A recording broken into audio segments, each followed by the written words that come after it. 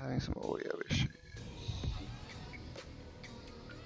Let's try that. Hello, hello. Yes, welcome to my channel. Just fixing those audio issues. Alright, let's have a quick listen. Okay.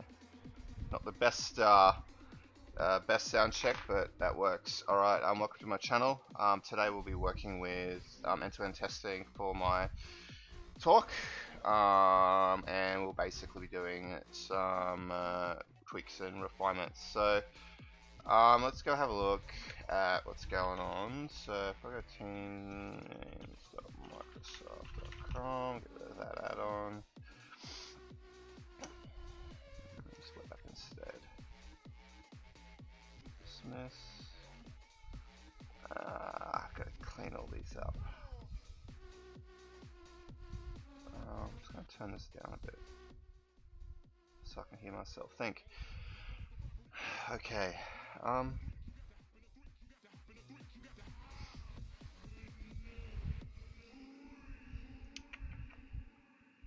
Just going to go ahead and deny all these requests. And then we can actually kind of start thinking about what we need to do. Alright, so I've got my portal here. It's got the inspector open for the time being so I can deal with it. So, there's a double up on cards. There's a bug there. It shouldn't be a double up unless there's a double up in the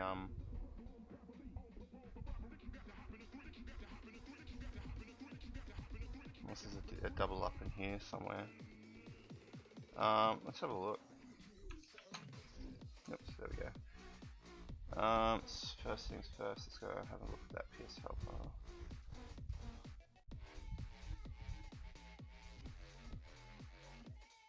I think it could be to do with the schema.txt file.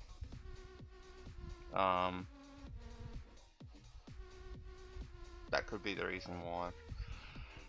And so when it's doing a call, it's returning 3 rather than 2 for whatever reason, which would do it. But anyway, we can fix that in 2 seconds. So let's quickly go to get configuration and have a quick look at this function.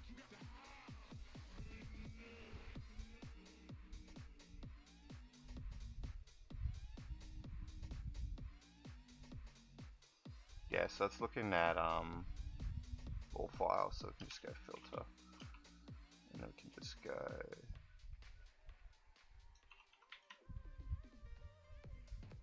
we'll just check to make sure that works.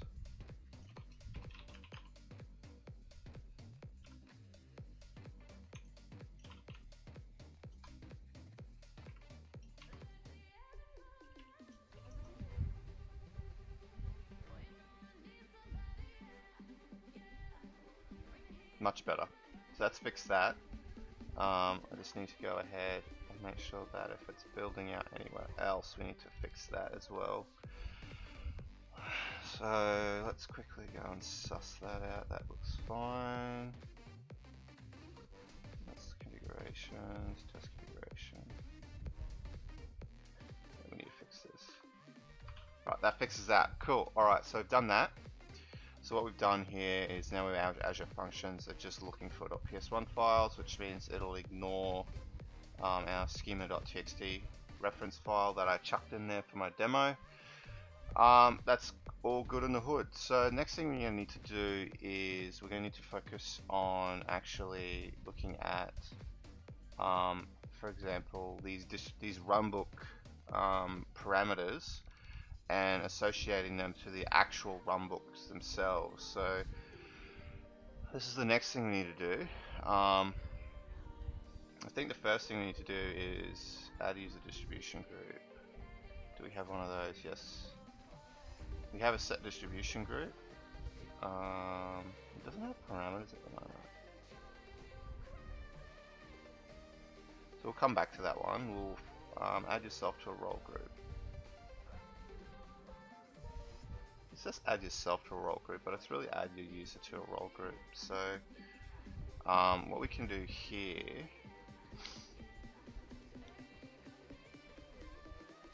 so the only thing we need is username and AD role group. So I'm just going to go ahead and copy this, and we're going to jump in and go to new user, and I'm just going to paste this here so I can actually see what the parameters are. So this is the configuration that describes the parameters. So we've got first name, last name, and role group. We don't need any of that. We can actually get rid of last name. And what we need is username and AD role group, like so. Now what we need to do is write our configuration to actually bring that into line. So we've got input first name, so that is not entirely correct. So let's go ahead. Oh, hang on, this is a new user. Cancel, cancel, cancel, cancel, cancel, cancel. I just was modifying the wrong configuration.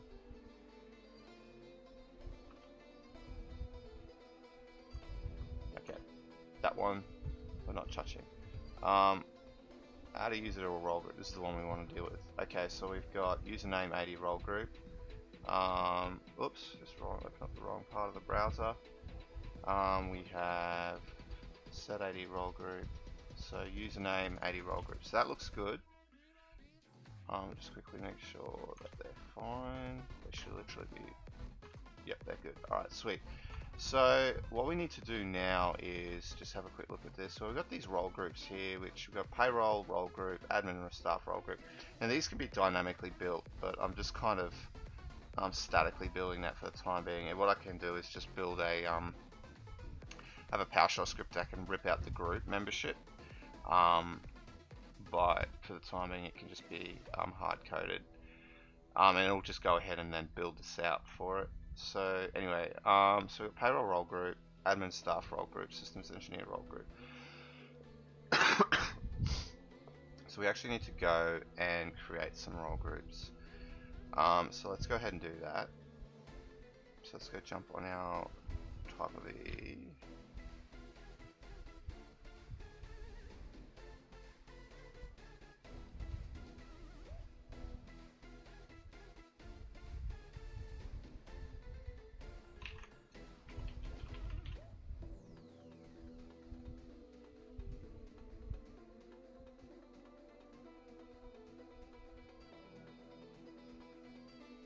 Okay, so we've got test role group. Let's create some more. Let's just call them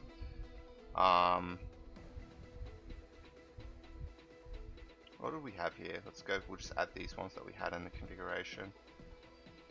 Payroll role group.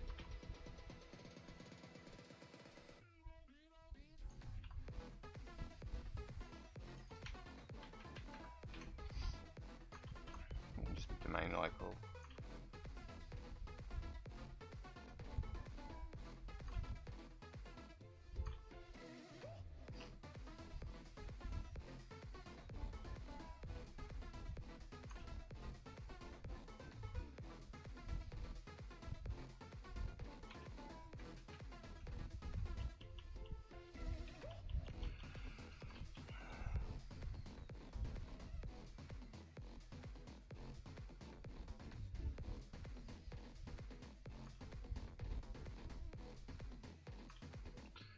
Go ahead and create those.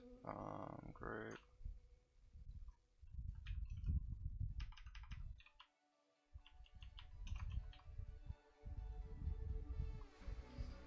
Okay, so we've got that done now. So let's go ahead and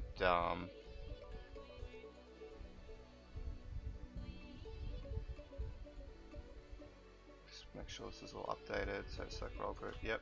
Alright, so let's go ahead and push our change.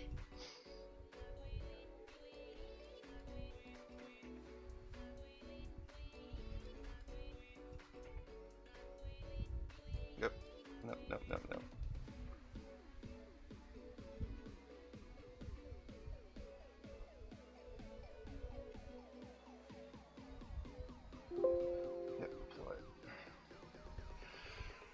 Now we're going to need to bounce all the functions. They haven't been wrote to be auto-healing at the moment, but that's fine. So what we can do is we'll just bounce them.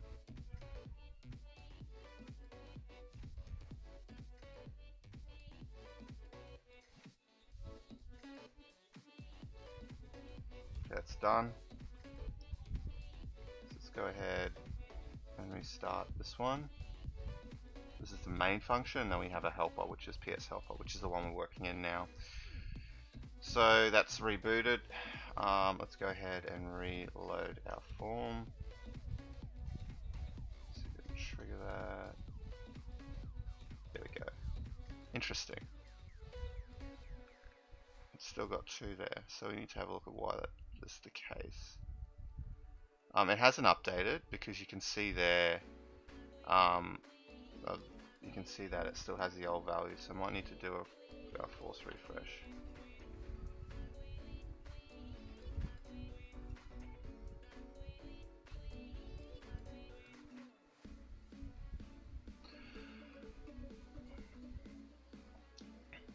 Just waiting for that function to warm up.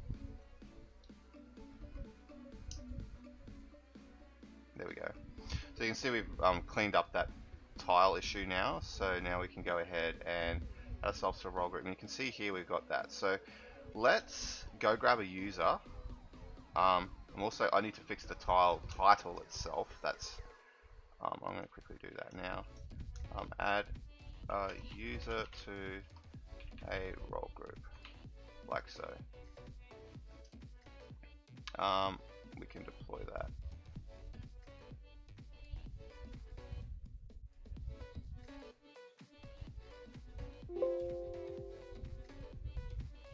So while we're waiting on that, let's actually go and find a user that we're going to use to test. So we'll just use the first one. I'm going to clean up their groups, like so. So it's just domain users. I'm just going to use the actual UPN. It can be the same account name, but we're just going to use the UPN. Alright, so that's done. So let's go ahead and bounce our main function.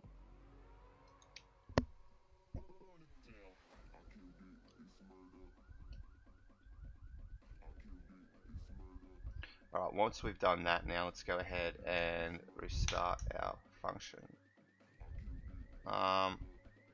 You're not going to be 100% add yourself to a role group. That's not entirely correct, so let's go ahead and forcibly refresh. Doesn't look like it's loading, so it's going to... There we go. It's on initialize.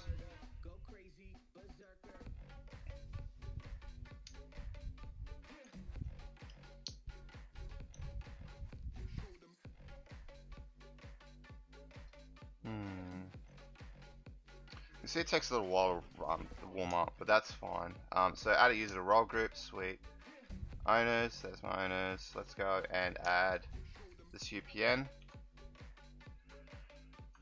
We're going to add them to the payroll. Let's go ahead and submit. Yeah, what the hell, why are we pausing on exceptions? Let's go ahead and submit that. So that's now submitted. Now we should get a notification. This is not going to work. Well, that card's not going to work. We should get a notification via Teams saying, hey, this user wants to be added. So let's see what happens. Here we go. Oh no, it's finally updated there.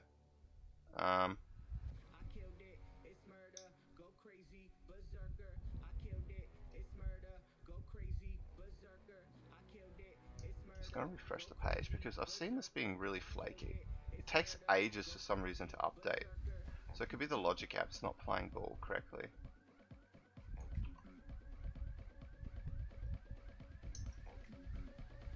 There we go. So for some reason it didn't oh no. Why is it not sending then?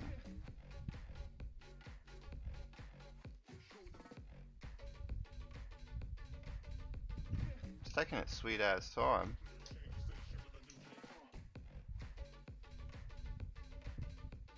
So it could be a legitimate error, we just don't know about. So what we might need to do,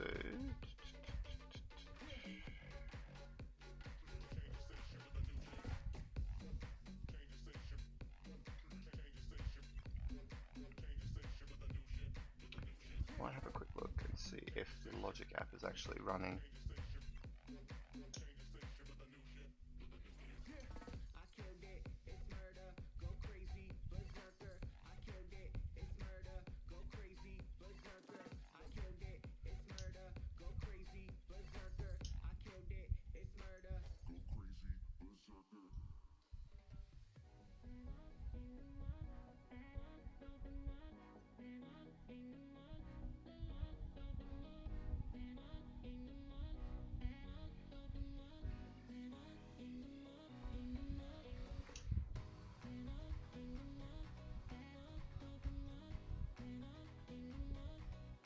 not running.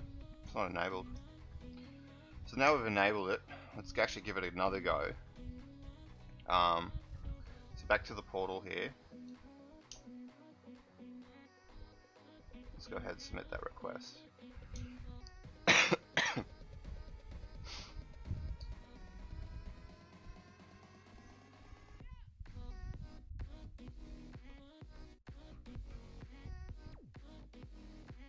I also found log streaming is very flaky.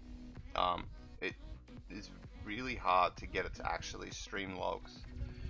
And it's quite frustrating.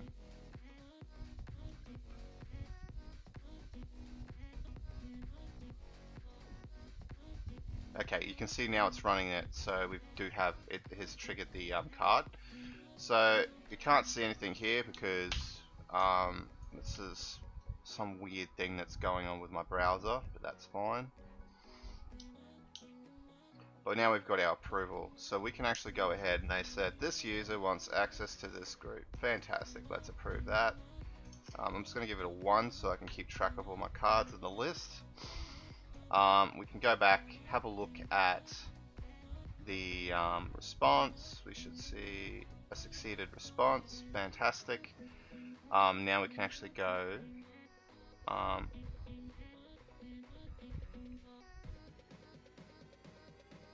have a look at our runbooks. Will it actually start a runbook? That's the question. Where's job?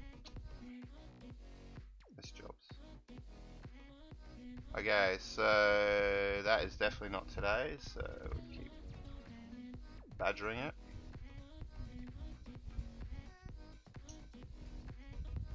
And like I said, there's no real logs. So there is logs that are being streamed, but for some reason it can't. It's really quite flaky. It's really actually quite frustrating.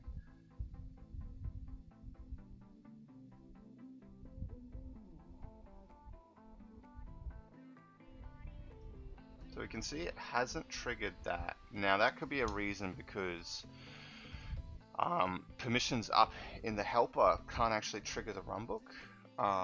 So we might as well have a suss that out.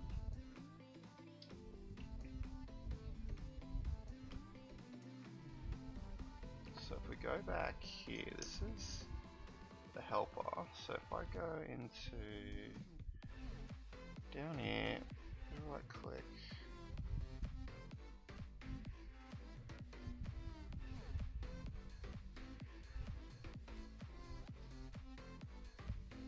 It's going to stream our logs down.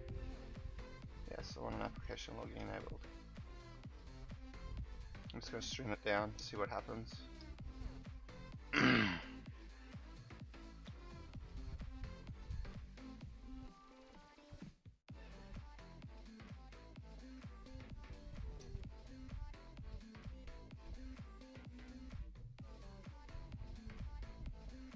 going to submit another request so we can actually see the trigger. So you can see executing test configuration. Okay, so it's testing that. Should get it approved. Let's just give it a 2 here. Let's head back into our stream.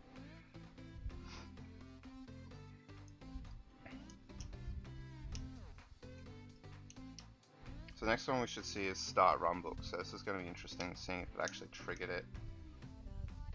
If it hasn't, we need to then stream the logs of start runbook and work out why it's not running. Of the parent and work out what's going on there. So you can see host status. Yep, that's fine.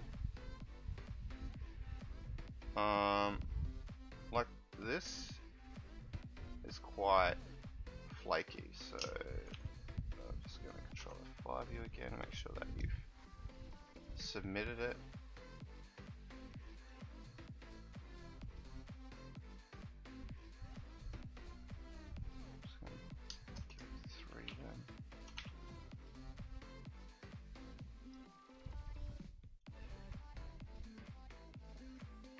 Okay, so object not referenced to an instance of an object.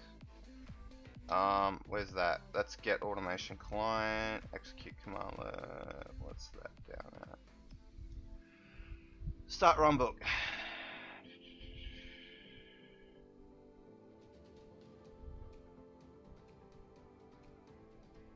Object reference not set to an instance of an object.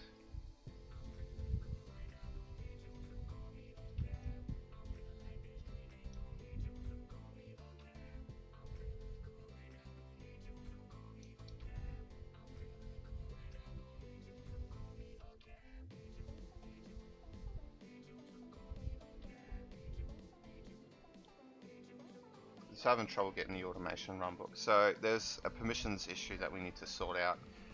So what we're going to need to do here is potentially, let's go have a look at it.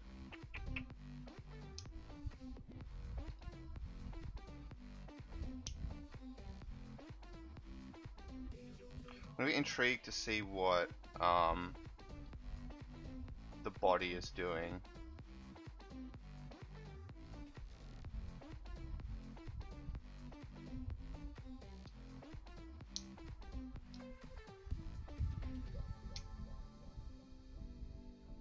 I really want to see what the request body is doing. Okay, so what we're going to do here,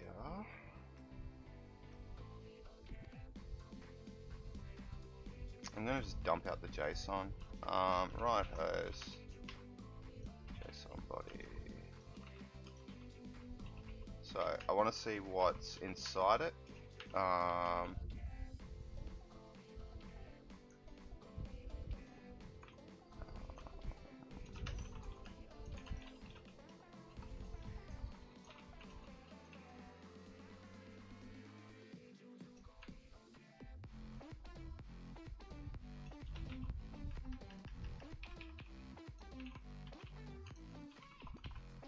Like so.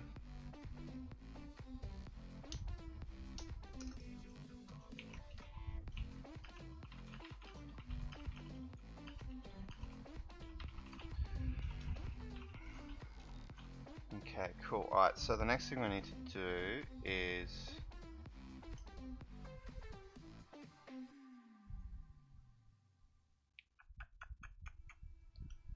I want to actually have a look at the profile. So we've got this environment MSI secret. Remove this if you're not planning on using MSI or Azure Powershell, which we are. You can define helper function, runs commands to specify environmental variables. Note variables that are defined. Okay, that's fine.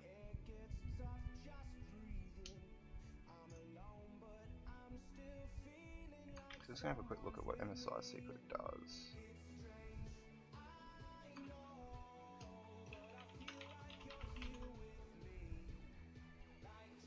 Managed services identity. Good old cloud.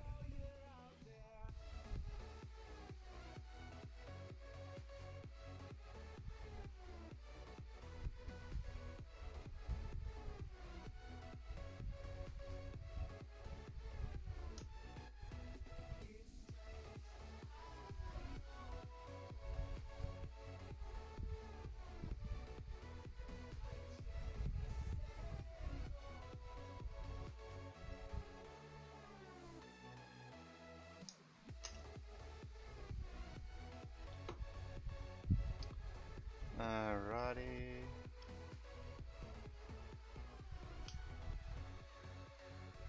Alright, sweet. So we can just use that to actually go ahead and connect us to our PowerShell, to our Azure Active Directory. So what we need to do here, automation task.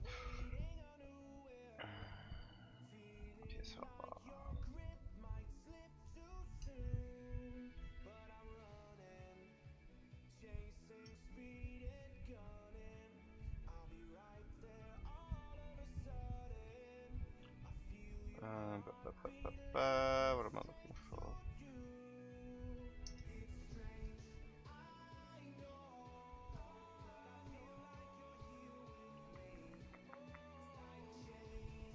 I'm just kind of going on two screens at the moment.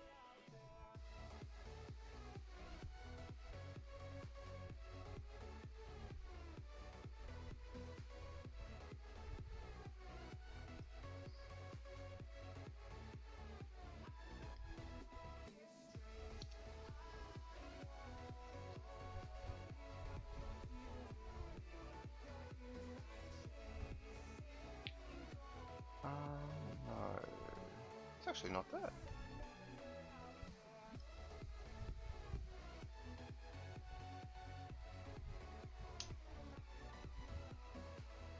That's painful.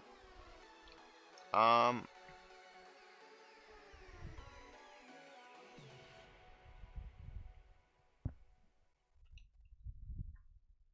actually going to see what the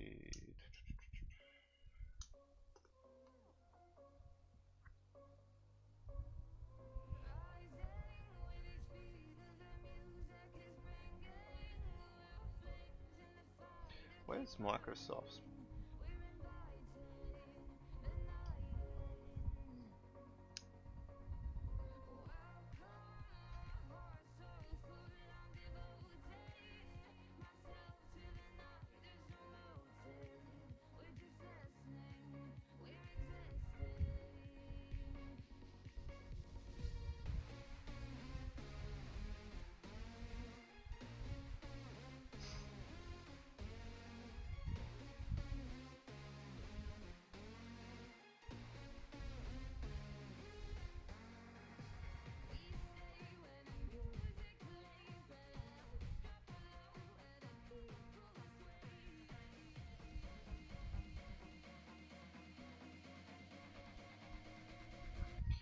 Okay. That's interesting because it's not there within the configuration. So unless I'm having a really terrible look, I'm just gonna have a look in all settings. Oh no, it's just taking me to some the actual settings itself, or the app service.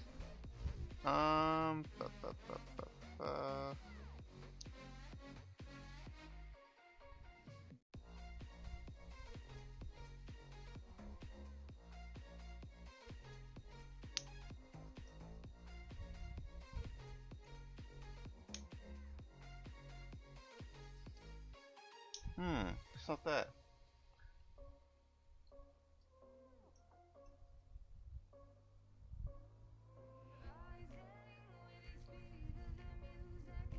Yeah. What's it called? Identity. It's probably called identity. They've renamed it. System identity manage enables Azure resources to authenticate to cloud services. Key Vault without storing creds in code. Once enabled, all necessary permissions can be granted via Azure role-based access control. Lifecycle of this managed is tied up to the lifecycle of the resource. Additionally, with each resource, yep. Oh, okay. Excuse me.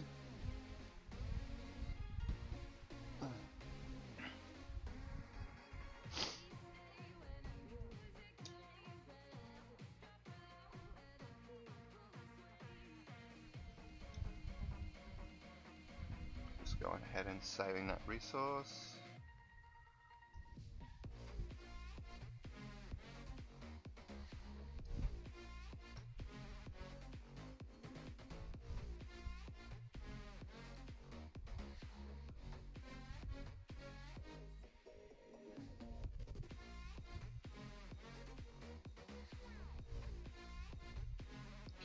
Users enables Azure resources to authenticate cloud services.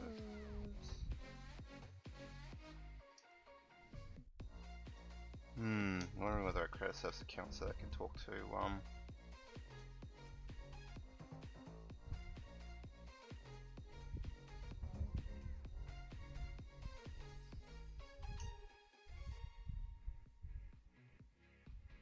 an app can use its managed identity to get token to access resources protected by Azure Active Directory such as Key Vault. Yep. You may need to configure the target resource to allow access to from your application. For example, if you request a token to access Key Vault, you need to make sure that you have an access policy that includes the access application identity. Yep, that makes sense.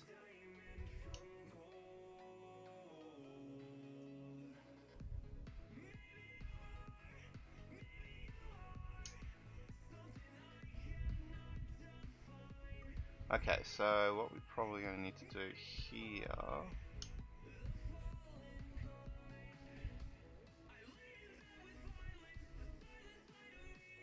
authenticate well, we should have a secret now, so it should be able to auth.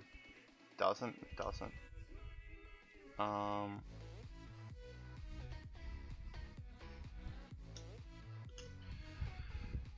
Uncomment the next line to enable legacy.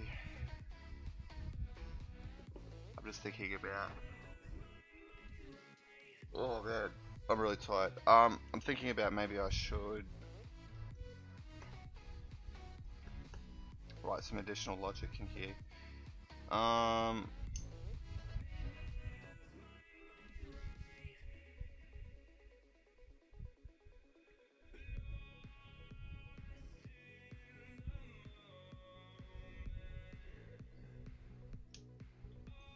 Alright, we might as well deploy it, see what happens.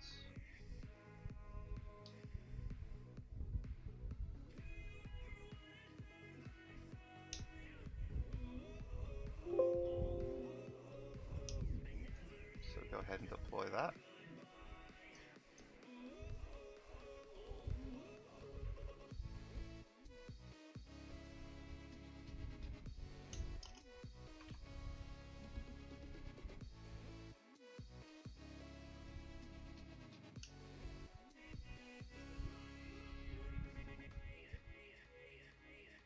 Okay, so that's done.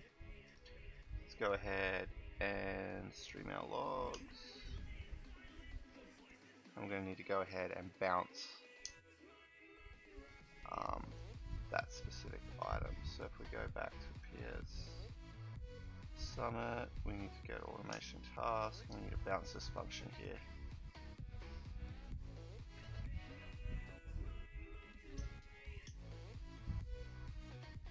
Okay. Let's go ahead and restart. So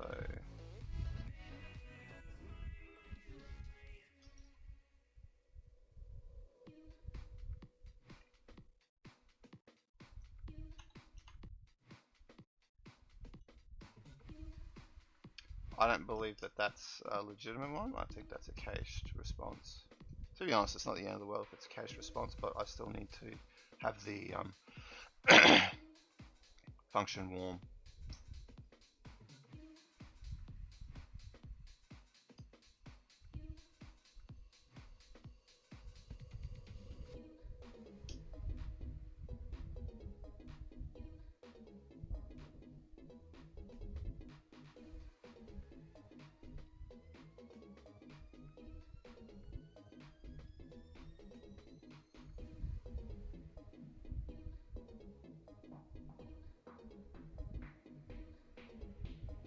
It's taking its sweet time. Ah, okay.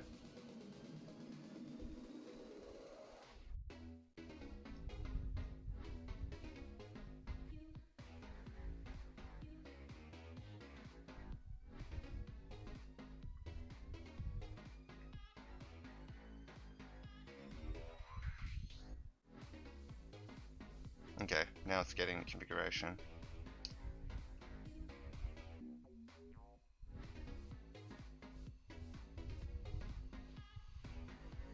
Come on, any second now.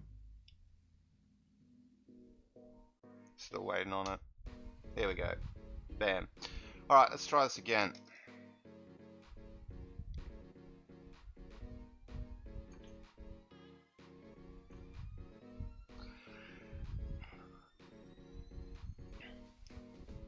So that's submitted.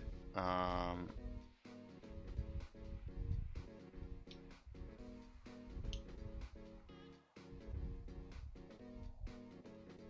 you can see we got the test configuration. So that's triggering that. That's good.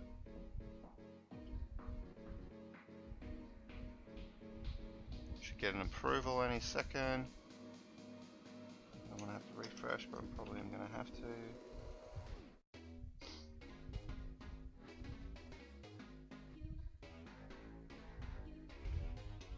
Yep, let's go ahead and approve that. Skip it 4.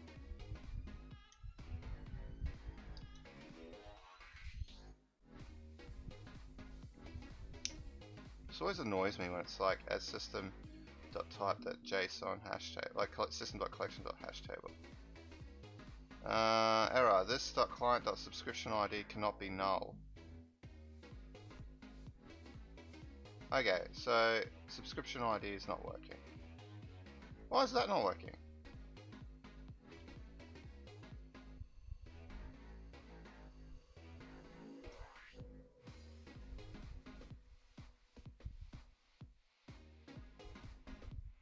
So it seems like it actually might be something to do with, there might be a bug in there. I still think there's going to be a permissions issue, but why the hell did that not?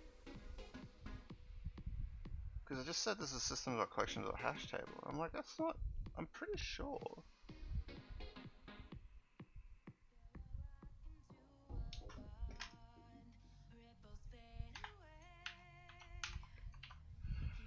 That's frustrating.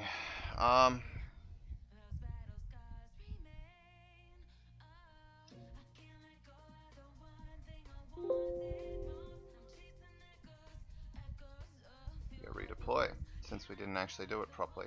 I think what's happening here is if it can't find it, it means that then in the parent, it's not passing through those parameters correctly, which would then cause it to fail. So stream logs.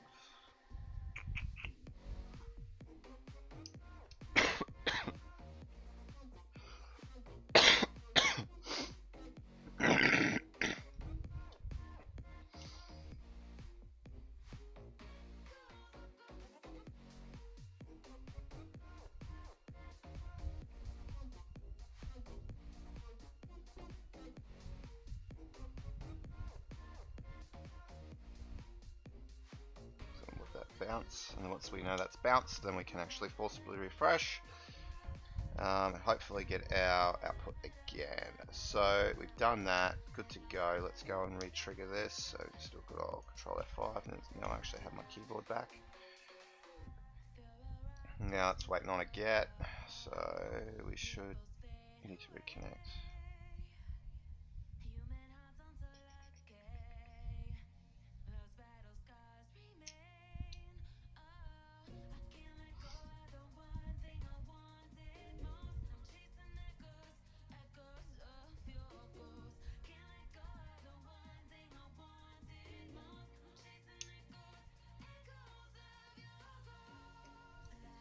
I'm going to turn this fan up a little bit so I can, it's a little warm in here.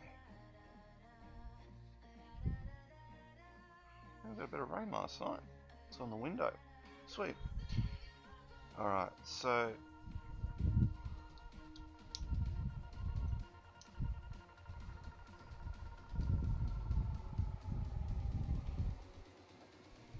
you can see we've got the configuration, so it should, oh, you can see it's timed out. 502. I have to have it hit it again.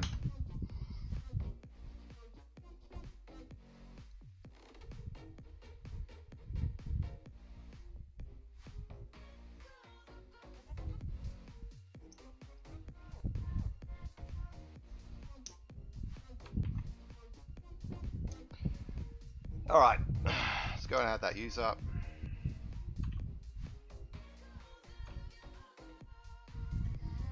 That's submitted. We can hang around here, wait for this. We can see it run by it triggering test, which it is. So test configuration is a function that basically looks at the inputted JSON that you provided and validates to make sure that it's meets the criteria. So if you have, for example, you try and add domain admins as a request, it would then invalidate it because it's not within the known scope of the configuration. So it's pretty straightforward, that is.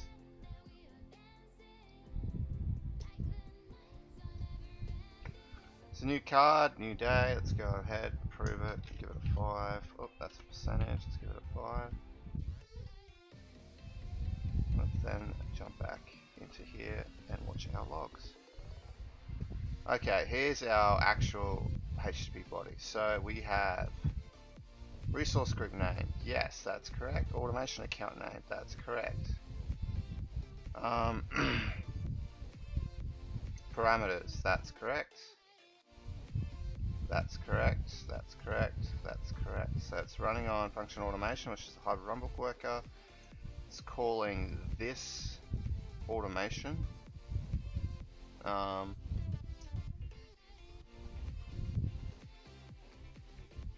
This client.subscription ID cannot be null.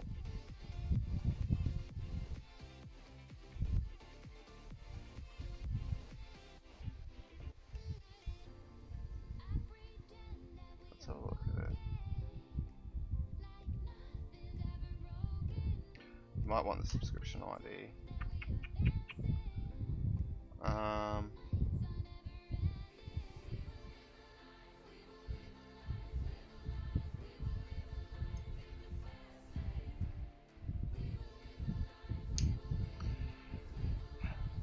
What do you got?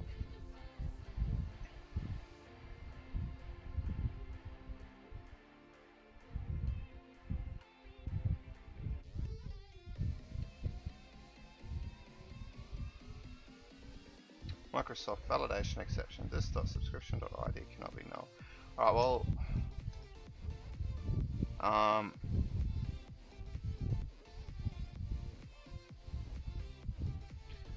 let's actually have a look.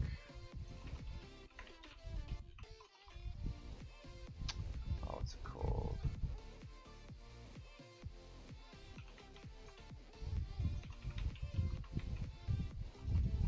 What's the command called? Because I know I'm all locally, so I should be able to actually suss it out. Get AZ.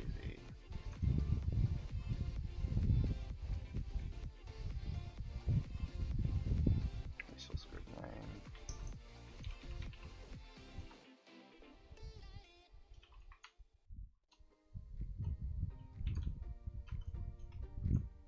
Name. So we've got name, automation account name, resource group name.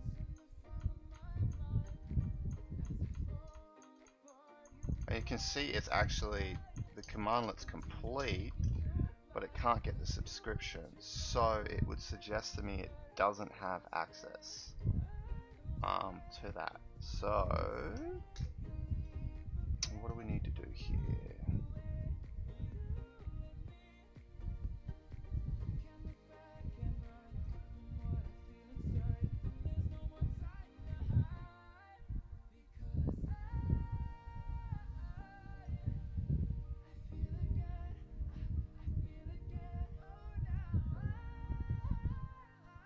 Object ID.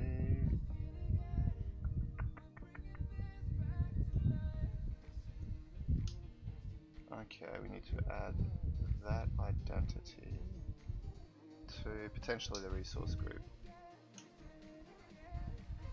Client ID.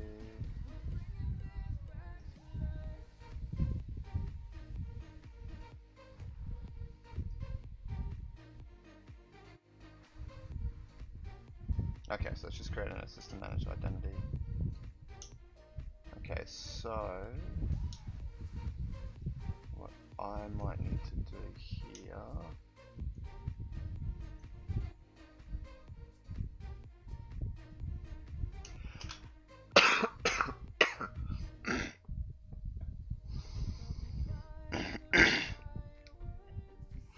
I'm thinking I'm needing to set my IAM access control .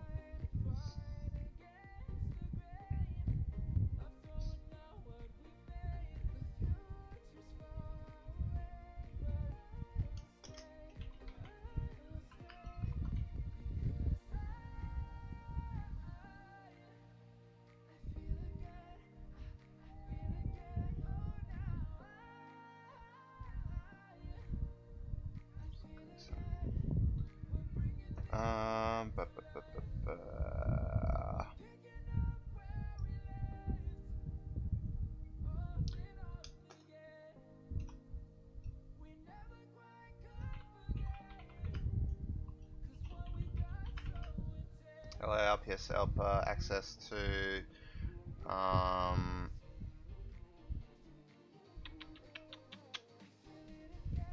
thinking maybe you got add PSL for access to. I'm literally having a mind blank at the moment. Azure Rumble.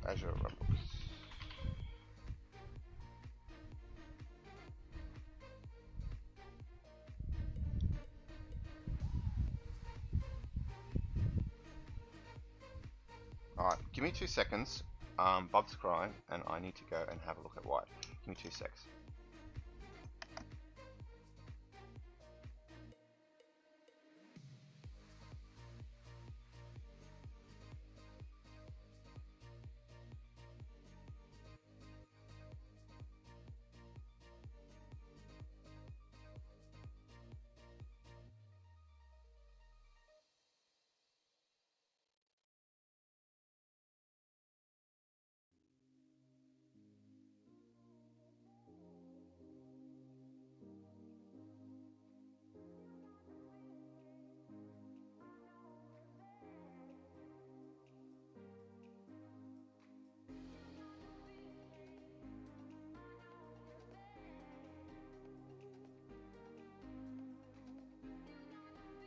Alrighty, we're back. So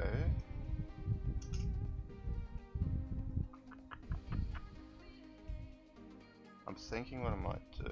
Actually, I'm going to do it this way. I'm just going to create.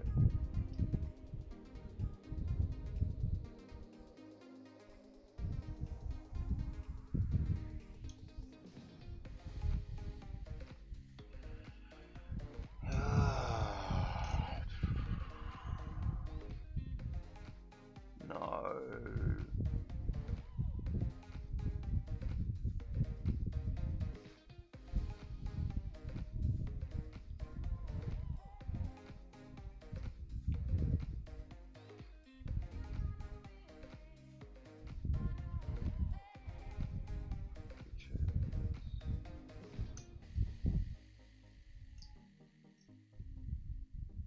Object ID. I would doubt that object exists. Alright, so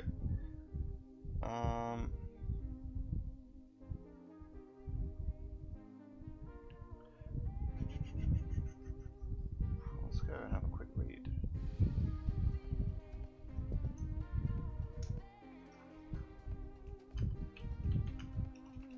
Azure functions, object.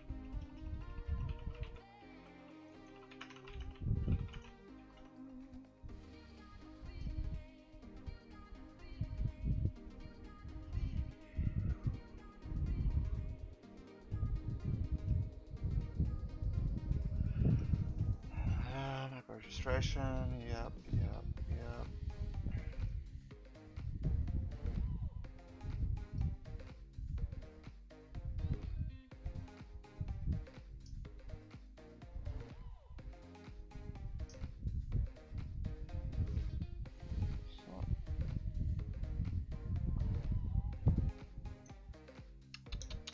Where is it?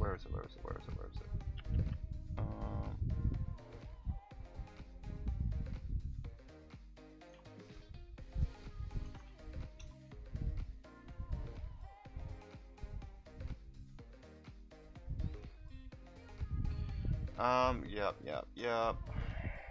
Not debugging, blah, blah, blah. When the console loads, type set, you should see MSI, secret. When you use managed service identity.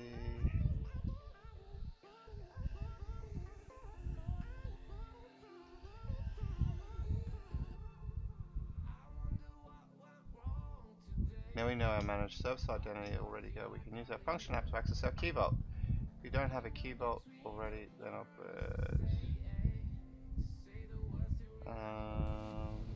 so he's just creating a key vault entry.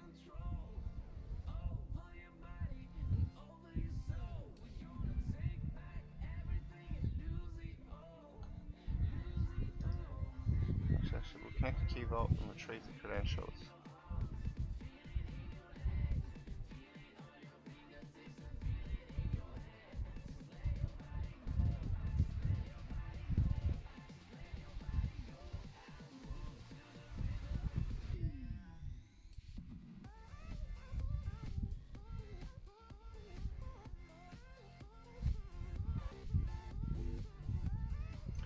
Alright, we might as well go ahead and write that into our code then. So, is that okay?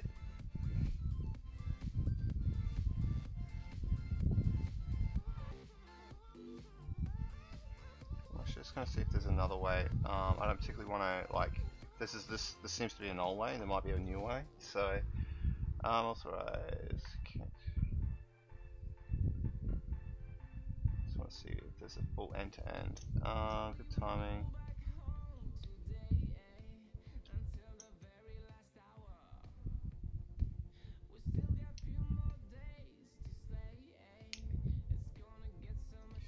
Find the object ID of your Azure AD user.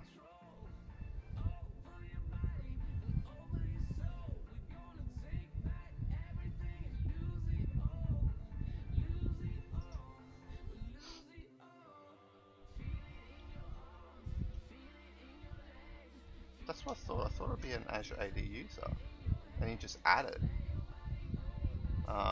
Okay, well if that's the case, that's automation task. Let's go have a look in Azure AD.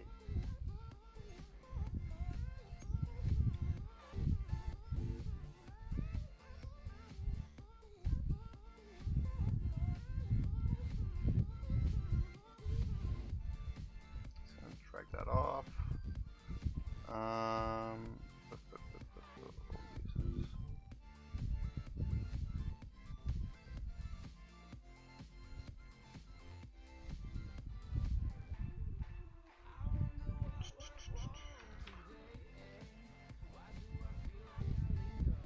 That's my object ID.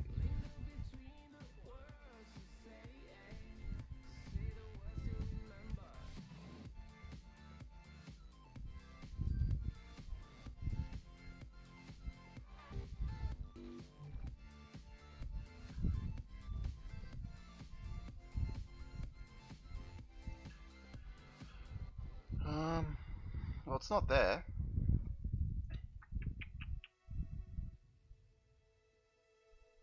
So it just makes it a little bit frustrating.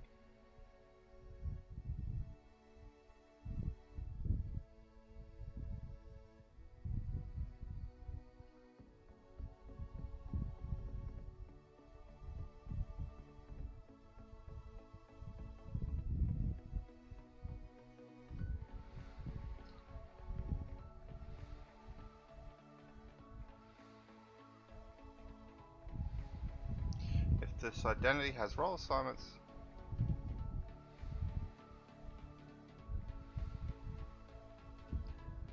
Alright, well I think we might as well set up a key vault.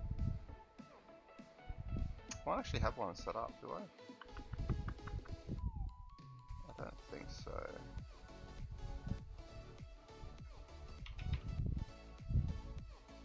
So I'm just going to go ahead and create a key vault.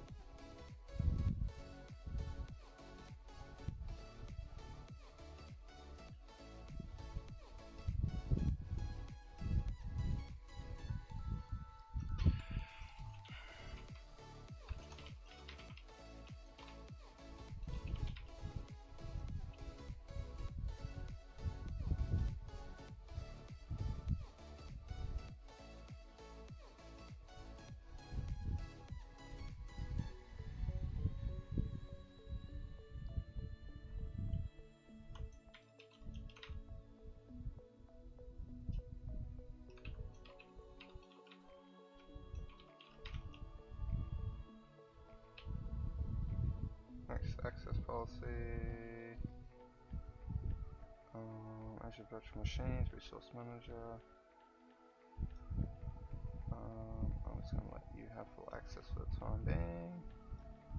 Let's go ahead and create that. Alright, while we're waiting for that, we're going to need to get this fixed. So we might as well continue just making sure that this is what we need to do. Call the invoke vault.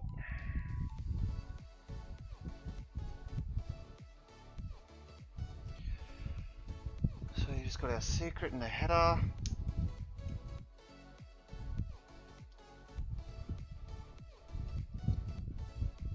URI.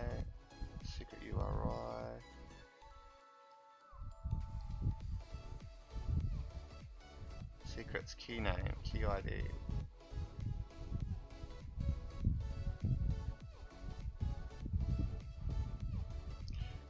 Get a Vault Authn token.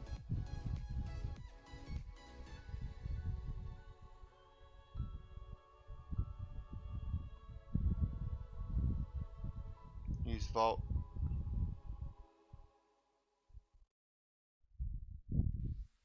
And use Vault to retrieve creds.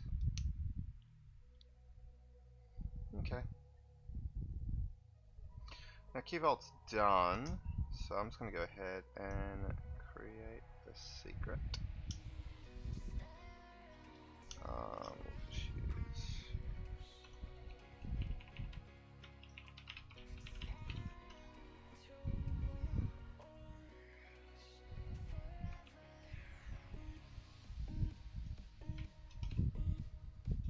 let's call it Azure or PS Helper.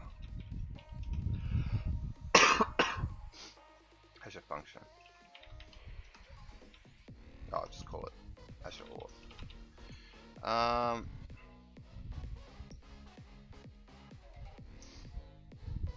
So what token is it wanting?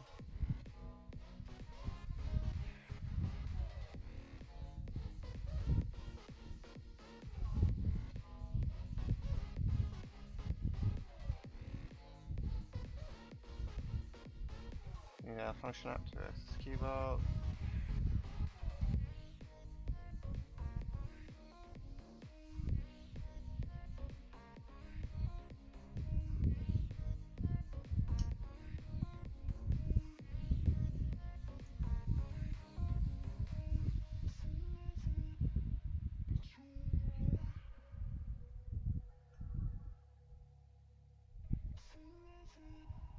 Okay, so you're getting the creds, and then you should be able to auth, and then we should be good to go. Alright, so if that's the case,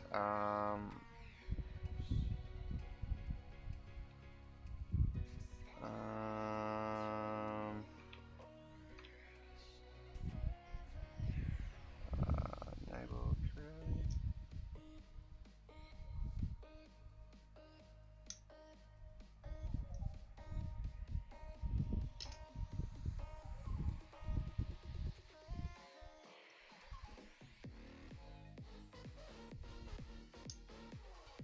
I can delegate access to this.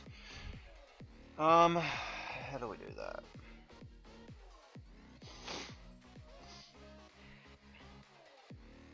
How do we do that?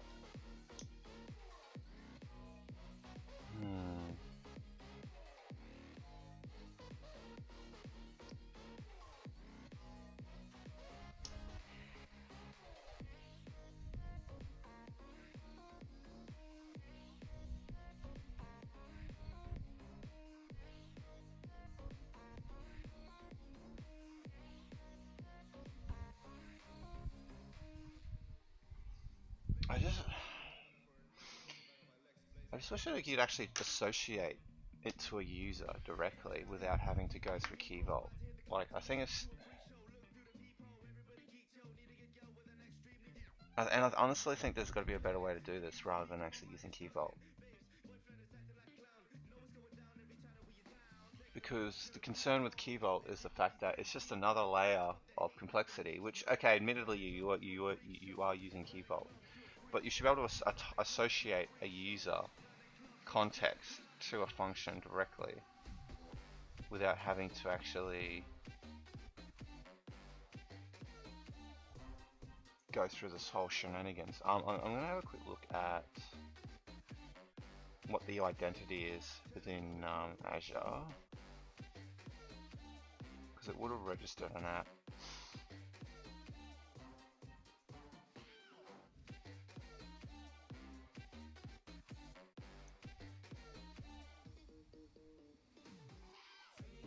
It didn't.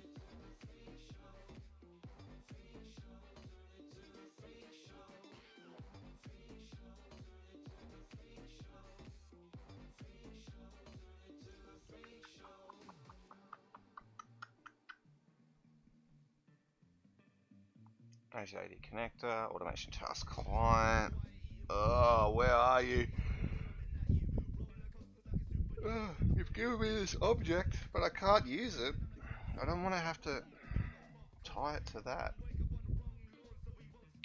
Well, let's see if we can actually, we'll continue with it, and let's see what it does. So, let's go back to the helper.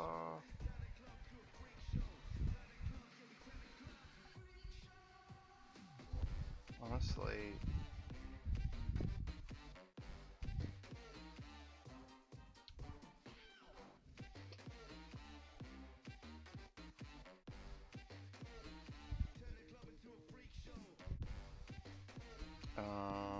features, identity.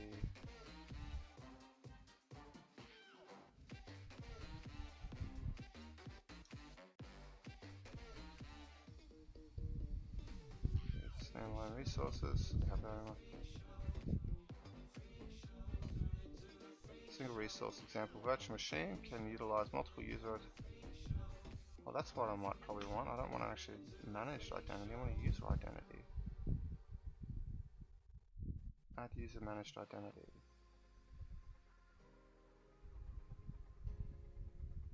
User managed identities. No data.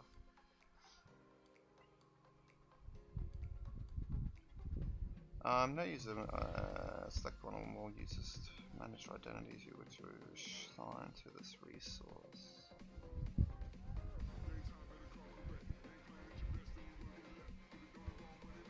So then how do we...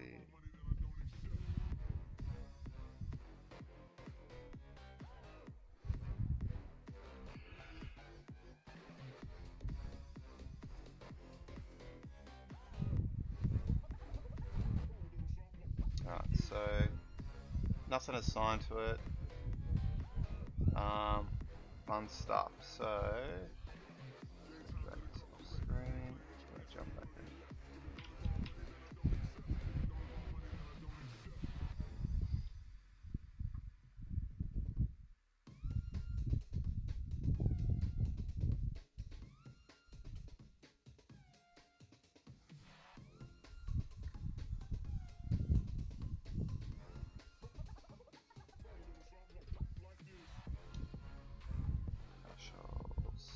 I'm going to go Azure Active Directory.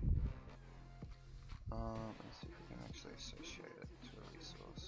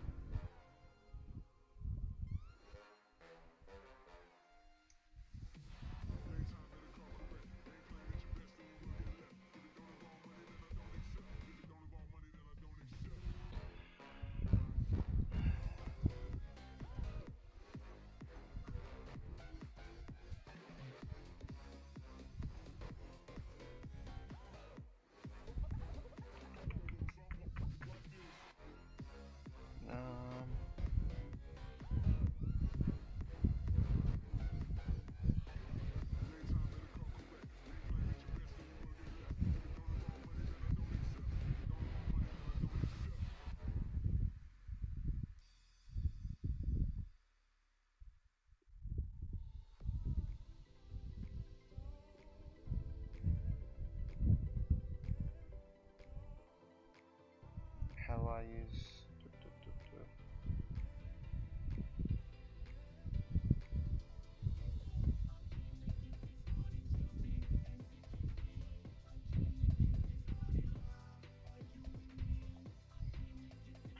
grant access, Azure portal, select that.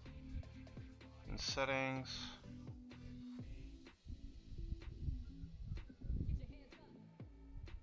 create a contained user, section is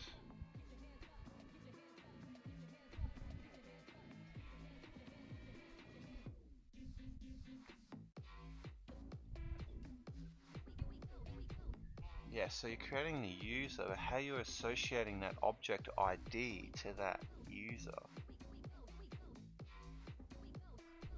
I think I'm missing something here. Enable Active Directory authentication.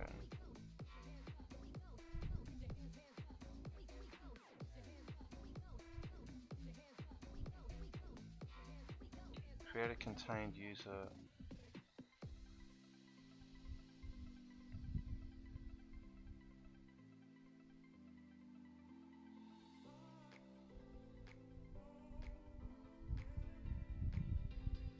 Okay, so go ahead and create the identities. One click, you can enable it. Creation of VM, yep. Create a virtual machine with systems assigned identity enabled. Create a VM, yep. To create a new server, yep.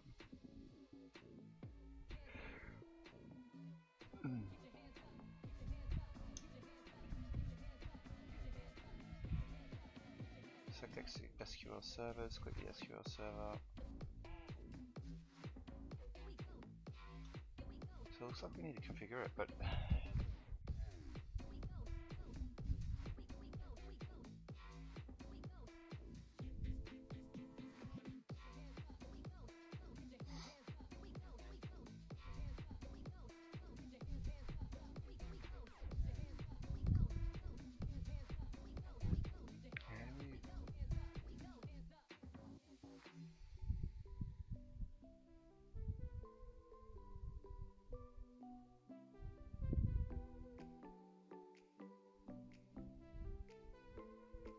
it's trusted by the subscription of the instance. Yep, after the identity is created, credentials are provisioned on it onto the instance. The lifecycle of the system's assigned identity is directly tied to the Azure instance. The lifecycle, yeah. The user identity is a standalone.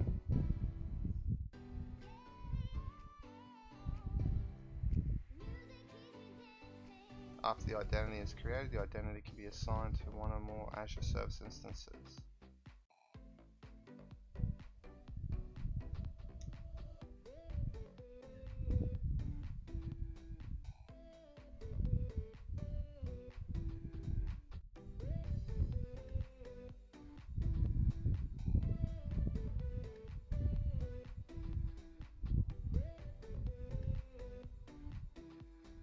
Alright, so what we can do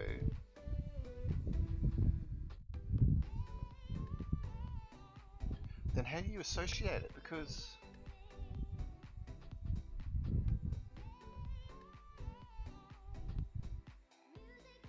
user managed identities. Alright, let's just try Teams test. Because I honestly don't think there would be anything in there.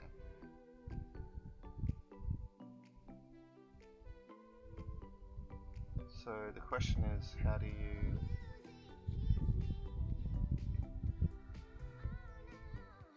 do that?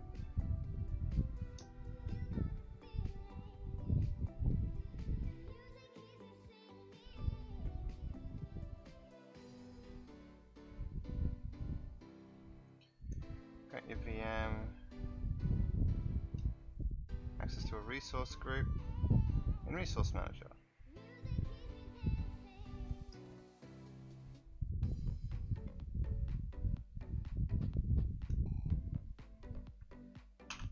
Oops. Oh, do we do it in there? I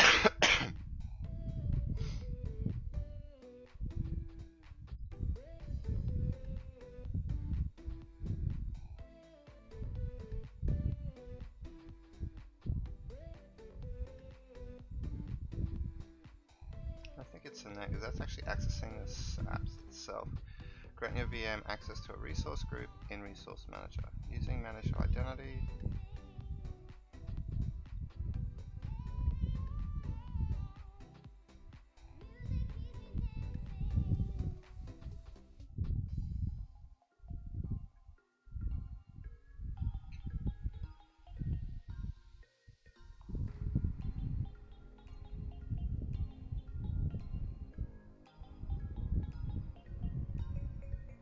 Going down the rabbit hole here.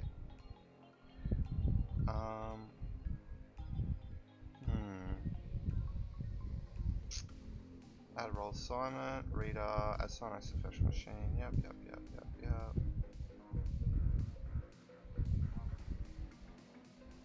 Get an access token using VM assigned. And use it to call Resource Manager.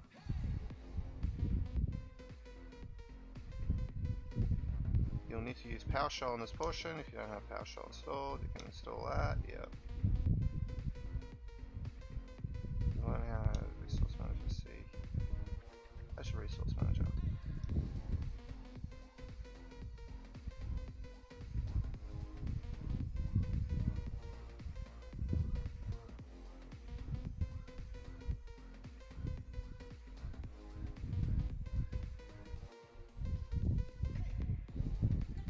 Okay, let's go have a look at Resource Manager then.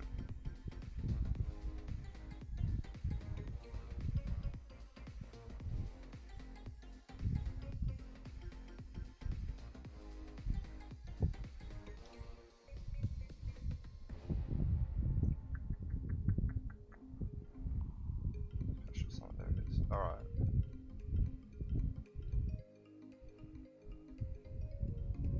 Hang on, no, this is resource group, sorry. We need resource manager, resource manager.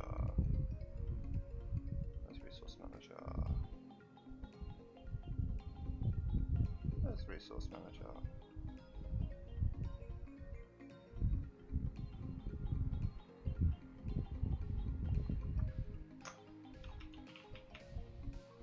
Nope, okay. Where is resource manager?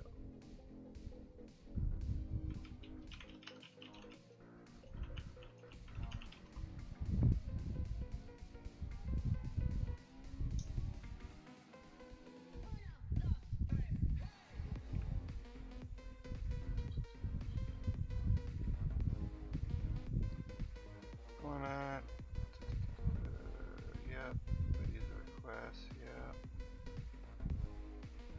Yeah. Resource groups.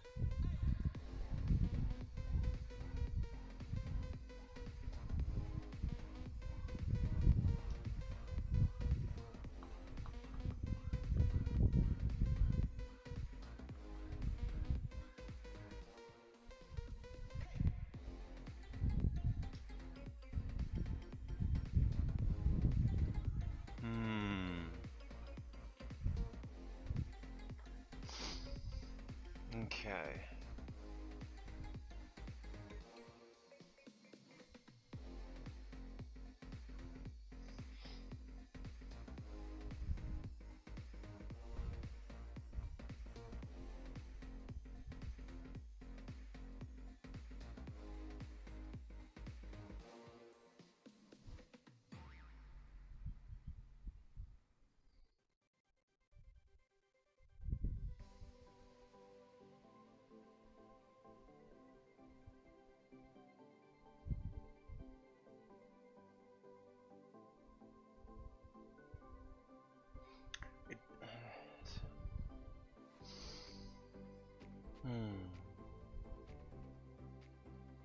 Benefits of using Resource Manager.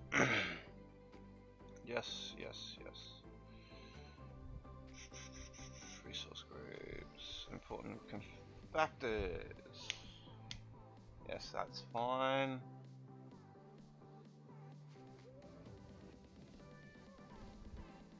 But it's really... yeah. Sorry, I'm just... hung up about these permissions. I know it's going to be simple, it's just got to work it out. So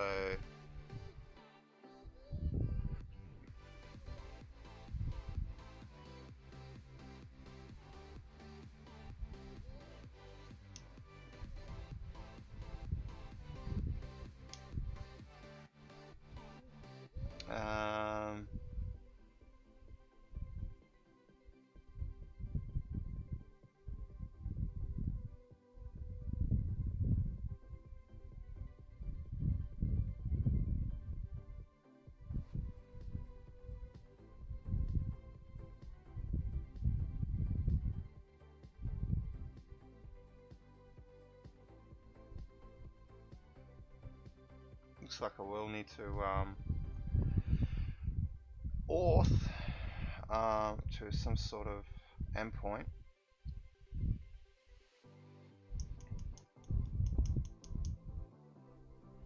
SQL token URI.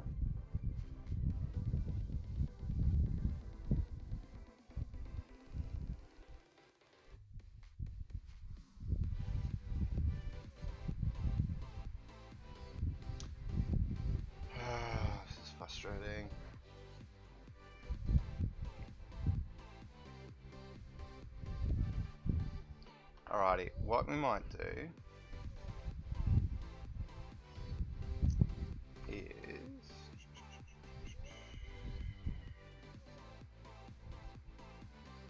I'm just gonna try something for a sec. I'm gonna actually see if I can find that object ID again, and then I'm gonna see if I can associate it to a user, which I don't think is gonna work at all.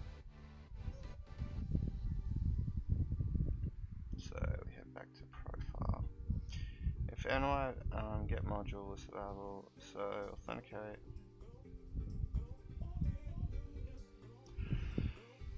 Okay.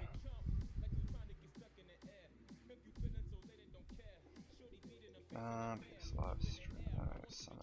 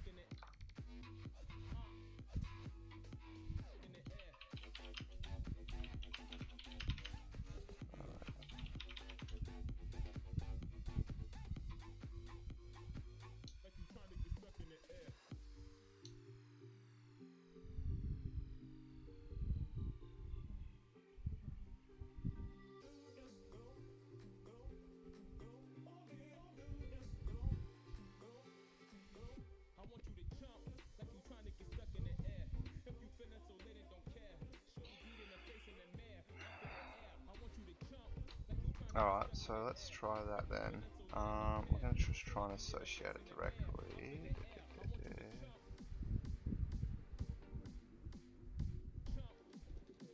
Because we need to be able to auth first, before anything else can happen.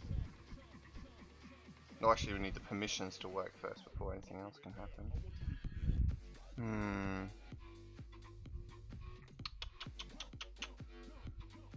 Resource groups, streaming, no, we're going to Azure Active Directory, that's where we're going. Actually, now we're going to IM.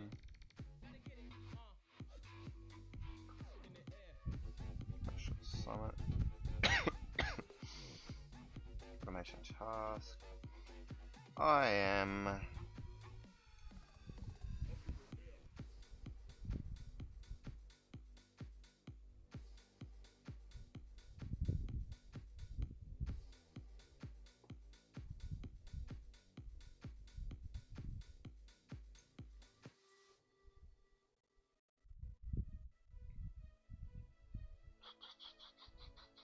Doesn't look like it's actually there. Fun. So why is it not like the unique identifier assigned this resource when it's registered with Azure Active Directory?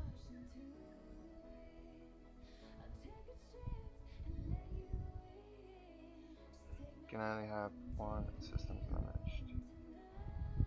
User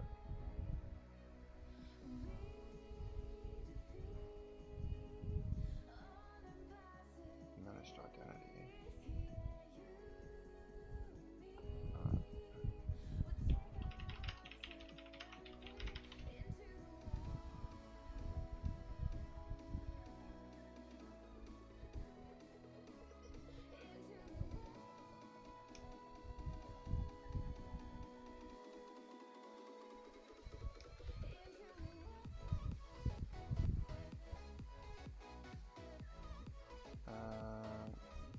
User, so sign the Azure portal, search box,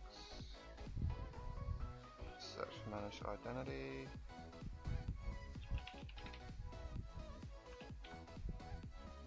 Where does it want it to be added? And services.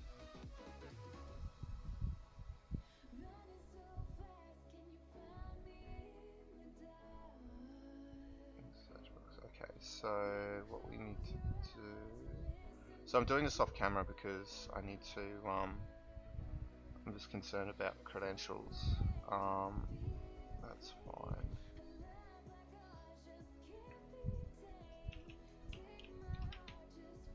managed identities.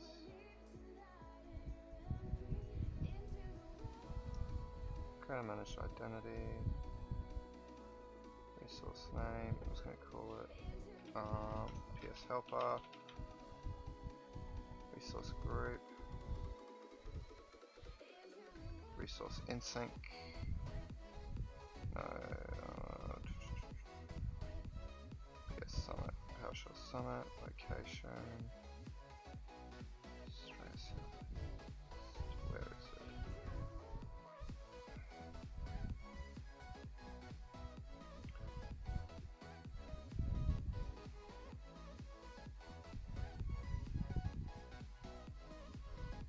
Okay, go to that resource.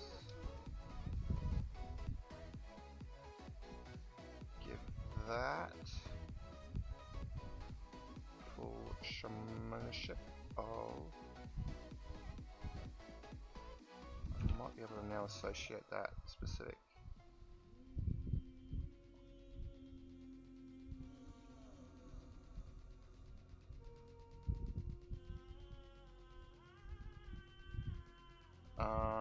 So if I now go to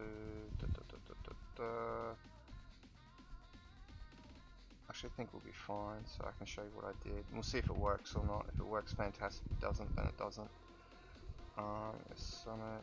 I just need to actually give it explicit access.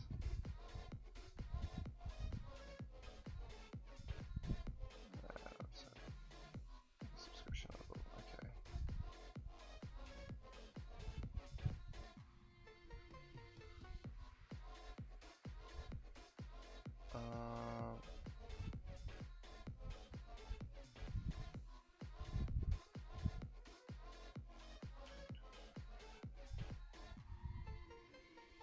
Assign access to that.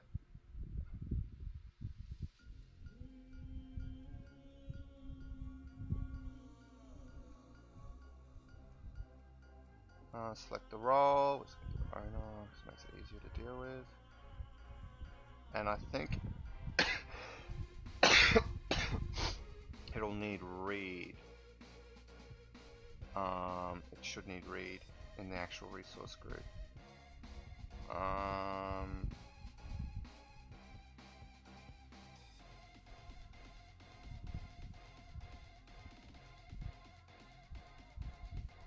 Add a role assignment. Give it a role. We're going to give it user managed identity. PS helper. I want to be able to read it all, and then it has ownership of the. Let's see it. Not making changes. Sweet. Alright, so that's done.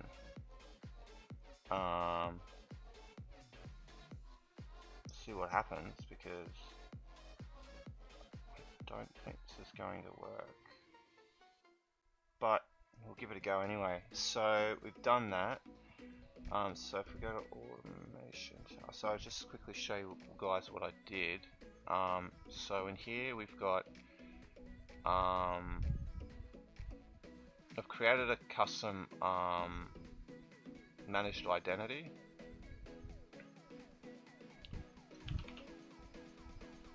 And I've called it PS helper.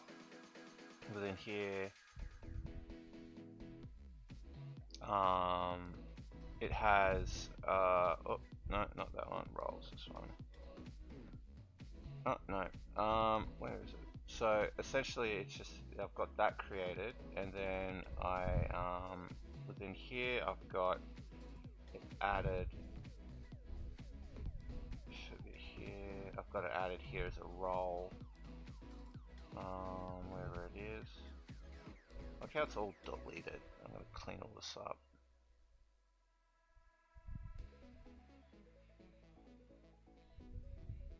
Oh, fantastic. Okay, so that's all.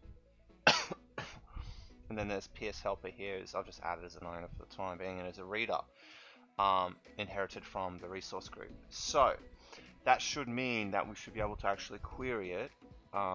If we go to Summit and then we go to Helper, Let me get platform identity. Then I've associated this just to a user identity here, so hopefully this works. So what do we need to do to now get it to work? I have no idea. Maybe we need to bounce it. I don't think we're going to need to bounce the parent, but we definitely probably need to bounce this. So let's go ahead and restart it. Let's see what happens. Alright, so that's restarted. Let's go ahead and re-trigger this. It's just going to control F5 it.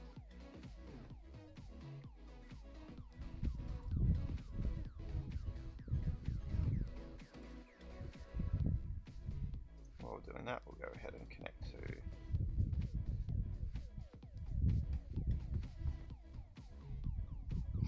our log stream. Let's just decide to come back.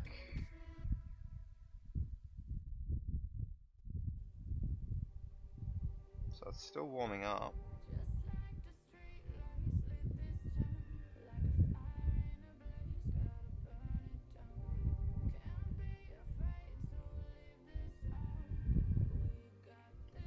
Okay, so it's triggering now.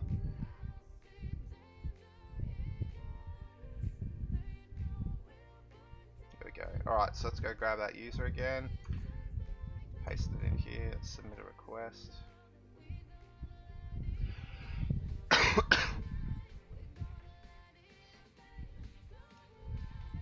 So that should now trigger a flow. Oh, sorry, a flow. It should trigger a notification. See, it's tested configuration. Refresh this.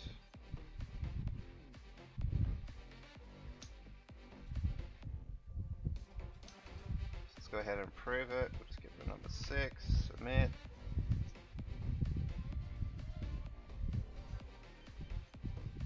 Okay, so you can see it's triggered it. No, still didn't work. This.client.subscription ID cannot be null.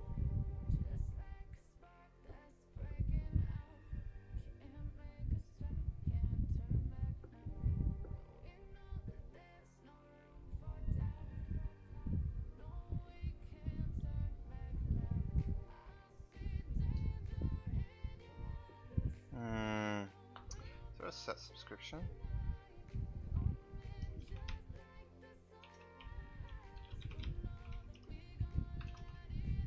I think it's still not authing properly. Alright, so we need to work out what we need to do here to get it to auth correctly. Because I think that's all good, but this... I want to actually have a look at what Connect AZ account. Let's have a quick look at it, see what it's doing.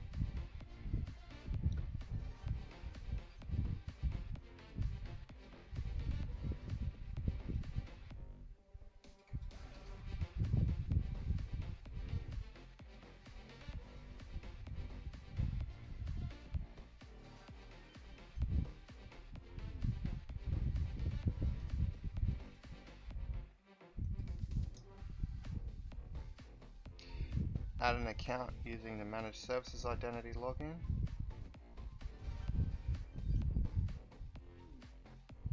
This command connects to the managed service identity for the host environment, for example, if executed on a virtual machine.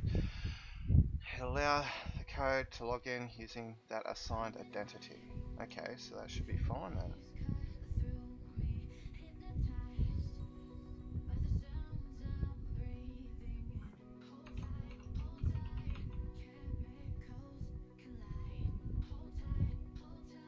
I'm wondering if it needs more permissions.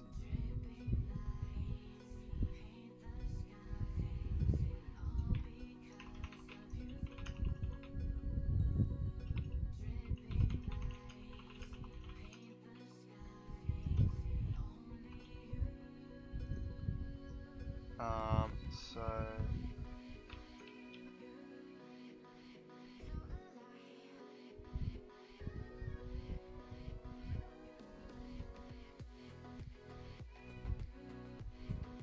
just gonna have a look at the exact breakdown of what the parameter does.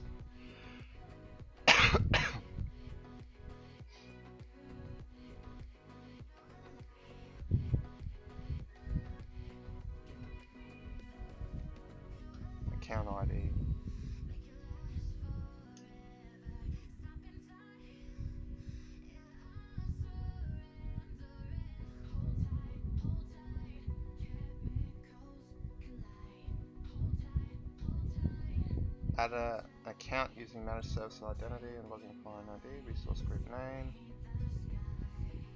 Get your Azure VM.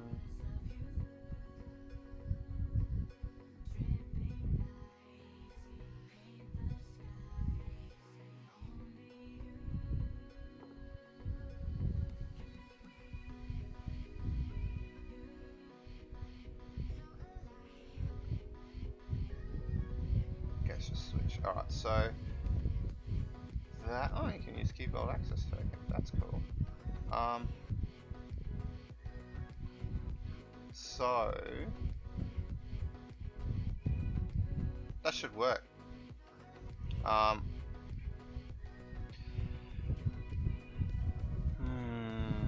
If game into module, list available AZ accounts, authentication with Active Directory. So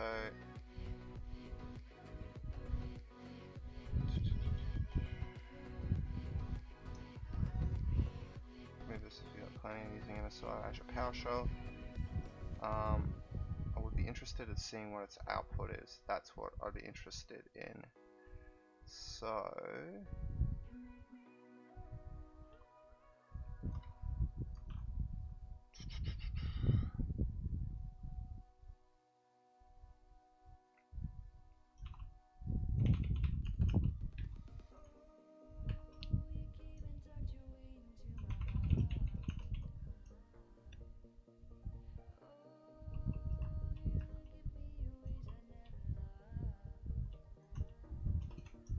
output. Just want to kind of see what's inside that. Hopefully we can actually get that to work. Let's go ahead and deploy.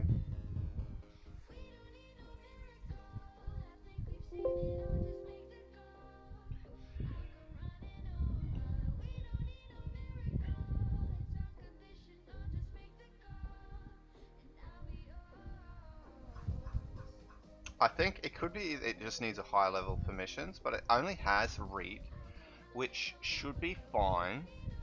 But that can be still an issue, so that's why I want to actually see, does it actually authenticate correctly? If it works, then fantastic. Then it's permissions. If it doesn't, then we need to actually troubleshoot why we can't get the secret for whatever reason that is. It should have the managed service identity. Everything should be set up. Should be any reason why. Unless I need to specify,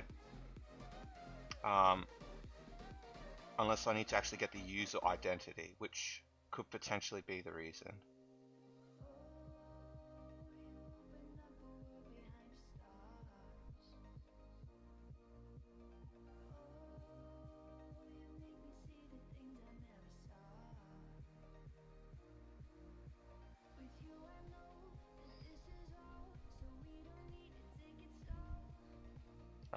So we might need to get the user identity, but I'm just going to quickly see what this dumps and we'll go from there. Yep, sweet, let's bounce and let's go.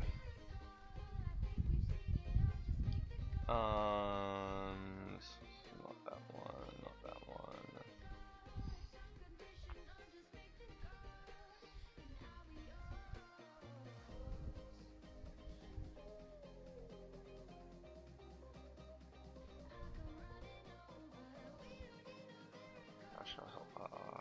No, we're going to automation task. We need to bounce this one.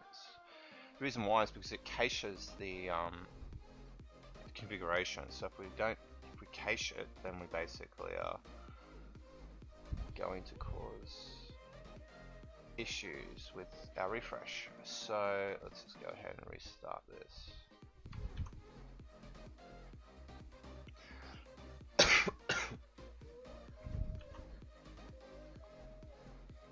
That's really quick.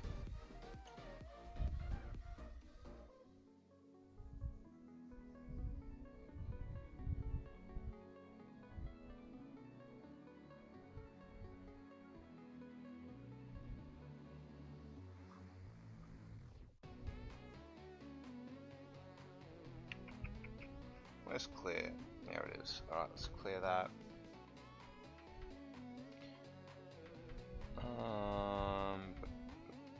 Let's restart you. Let's restart you.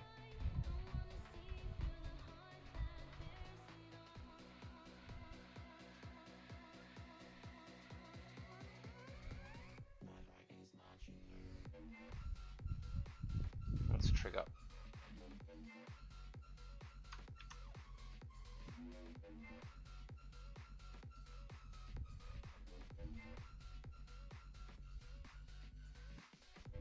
Okay, that's triggering.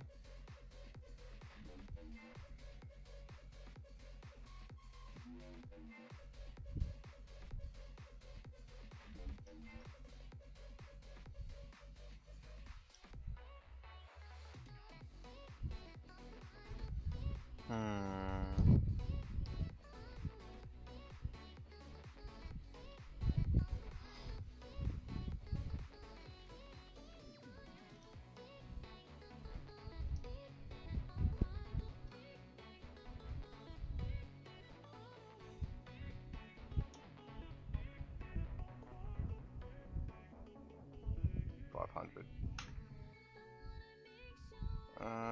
Come on. Just want to see it. Oh, it's pulling 500s.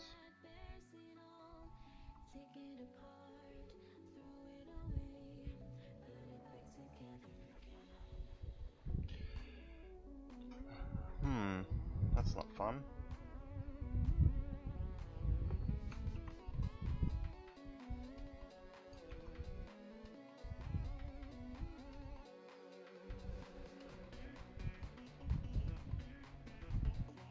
Okay, business uptime.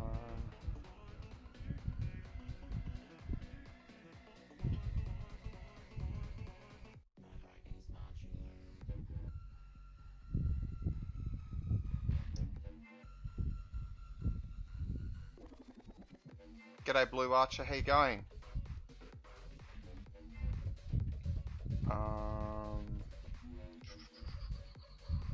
Should get configuration. That's a bad error. Actually failed on get configuration. Value cannot be null. That's a good start.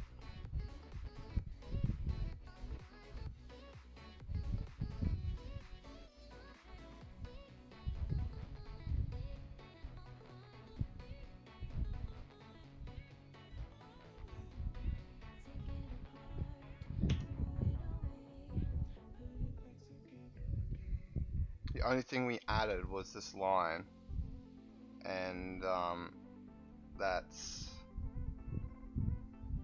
should of course the get configuration to fail, unless I put something in here that broke it. I don't remember I did that. Like the only change we made was that.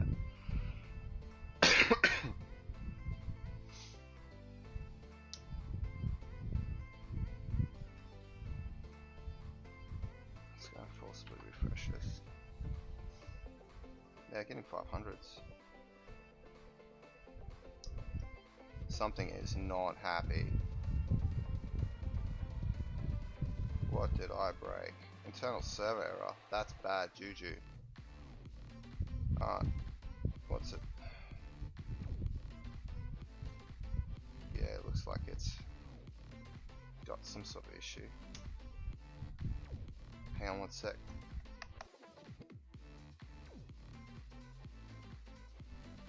Thought I was going to sneeze, but I'm not. Oh, we're good. Okay. Well, something's not playing ball nicely. Interesting. I am going to bounce old mate, and I'm going to bounce old mate to try and forcibly get it to actually work.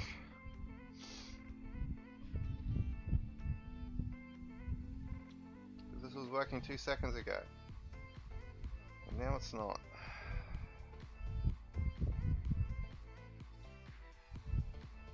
So I think what I'm probably going to do, we're going to need to rehook back in, see if we can. Start streaming logs. Could be the fact that it's actually erroring on the warm-up, which is Like, that's fair enough, that would happen. So I'm thinking it might be doing that, is it's erroring in here.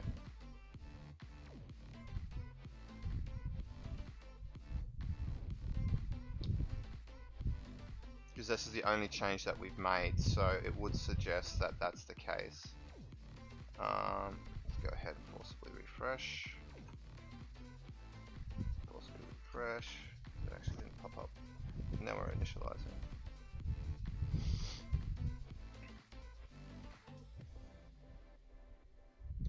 So you can see here it's waiting on that. So up, and then we got a 500, and it did call it, and it's failed. Value cannot be null. Parameter name value. Interesting. Alright, so don't do that. Get rid of that. Get rid of that. Change that. What we can do though,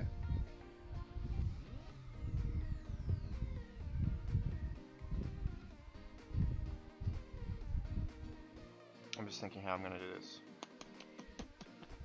How can I find out what the identity is?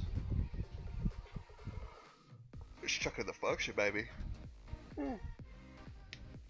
think I'll just do that. Hang on one sec. Let me just see what the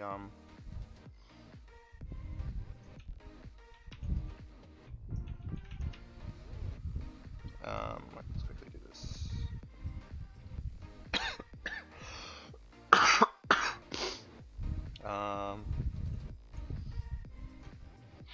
Someone just duped me. Who duped me? I'm gonna have to have a look. While we're waiting on that,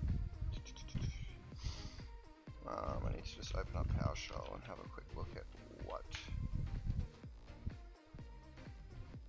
Yeah, because I'm still running preview. That's fine. Get AZ account. I just want to see what if I just go get AZ account.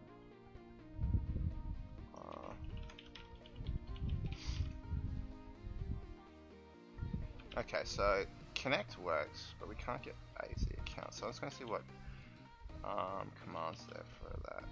Don't do this to me. I want to go to a browser and go on thing. I just want to get command AZ account. Add, login, remove, connect, disconnect.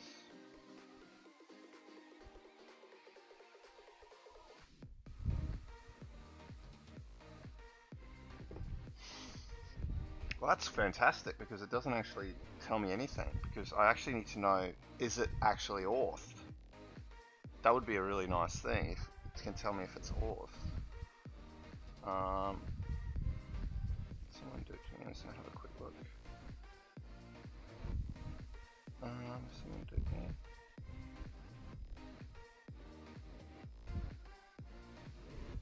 Oh, I just got duped on a different channel.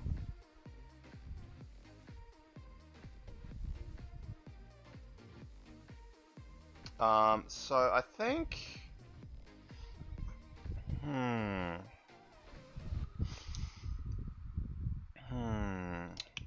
if it can't auth there, how can I test? Oh, it's not even I need to test it. It's need to be able to actually check its credentials. Well, let's go ahead and redeploy it. That's our first thing we need to do, is actually go ahead and redeploy it.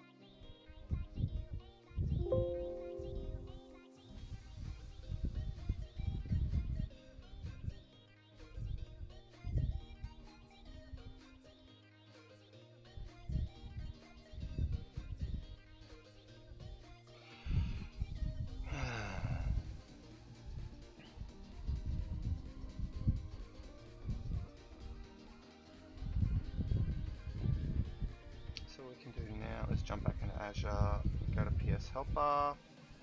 Let's go ahead and restream our logs. Alright, so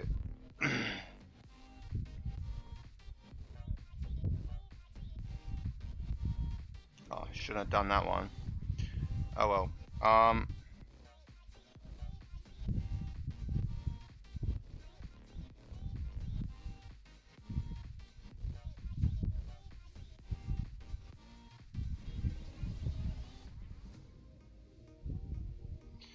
So I'm thinking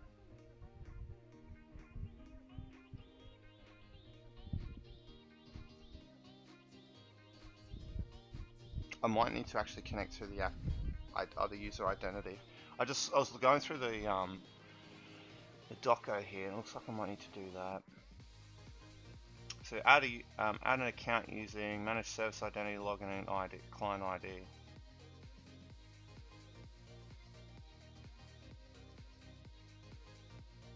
Resource group name.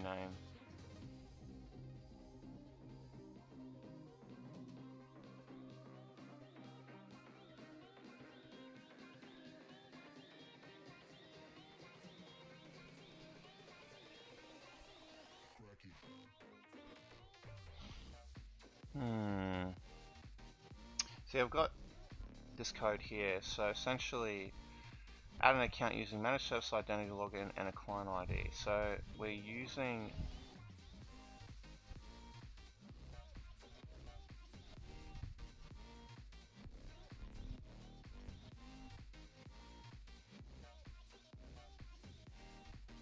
the identity ID.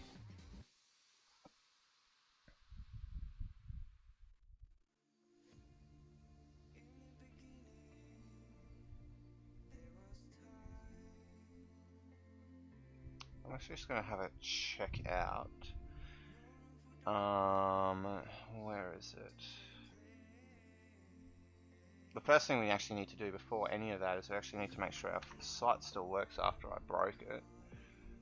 Hopefully we don't get a 500 this time.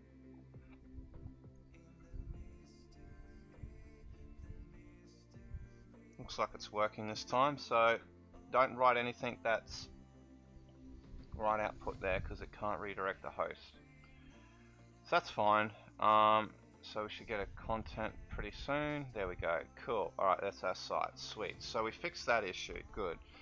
The next thing we need to validate is what identity we need to get working. So if we go back to our code here, not this one, and we go to start runbook. Got get AZ automation runbook. So let's go actually have a look at the parameters. Oh shit, I just closed the wrong one as well. I shouldn't have closed that. Let's quickly go and grab.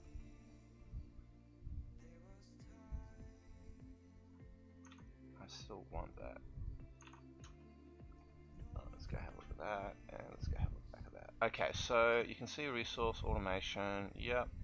So it doesn't look like it specifies an identity parameter. That's no issue. So I think what we're going to need to do here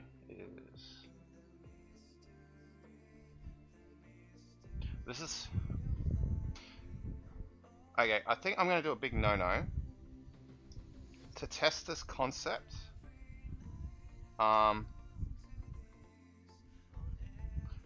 I think the first thing we can do to eliminate permissions, the easiest way to do that would literally give it all permissions. Not the best idea, but yeah,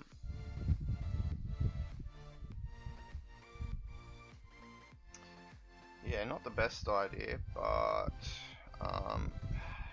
it will work if we do this. So if we go resource groups,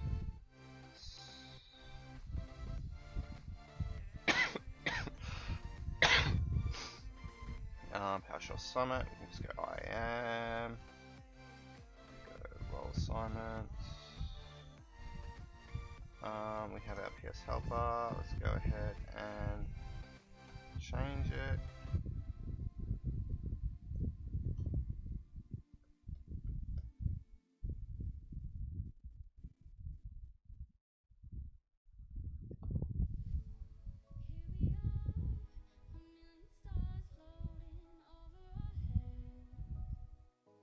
Provide specific users and groups access to the applications. What's that here? Because it should be.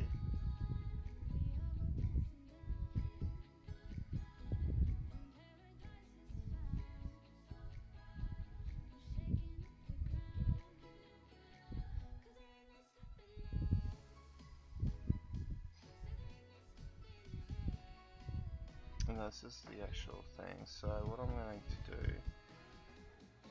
is we're going to add PS helper.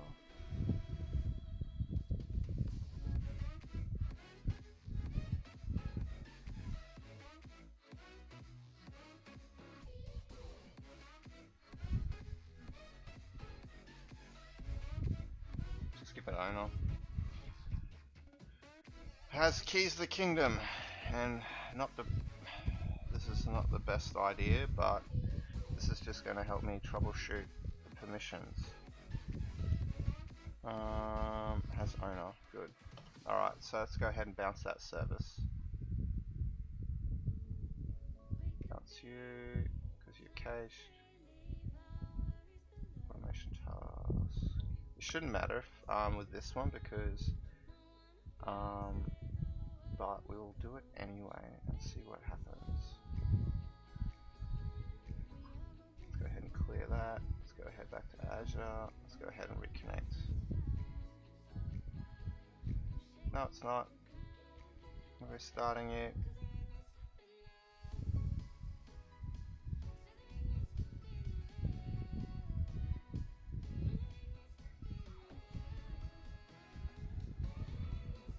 Okay, connected to it. Let's do it. So what we're going to need to do here is connect it to our log stream. Come on, say you're connected. Alright, we're in. Sweet.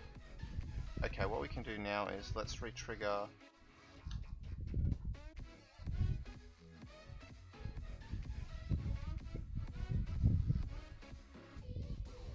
For some reason it was decided.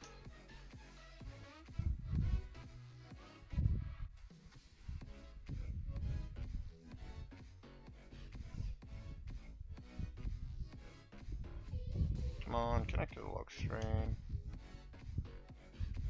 Let's see if that's a refresh.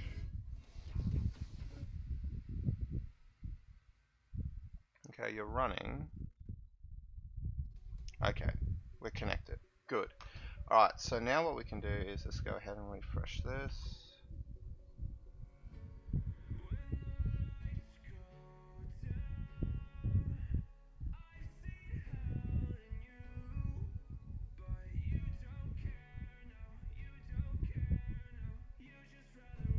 Okay, so let's get into configuration.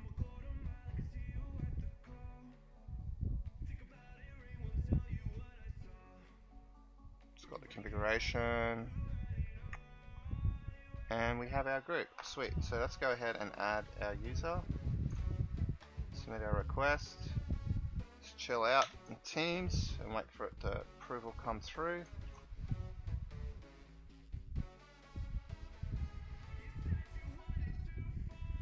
Here's our approval. Let's go ahead and approve that. Give it a 7. Oh, 7. Submit. Let's go back to our log streaming. So you can see it's triggered it. This.subscription.client cannot be null. So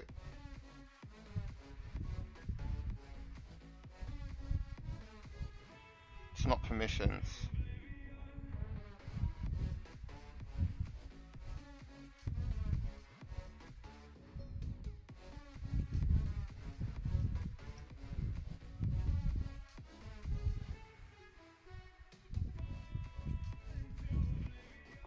So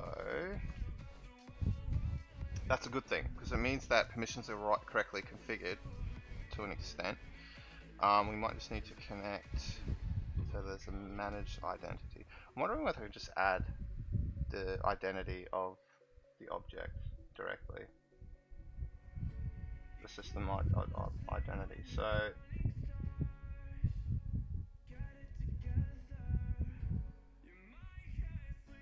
what we can try and do, let's try that. So if we go,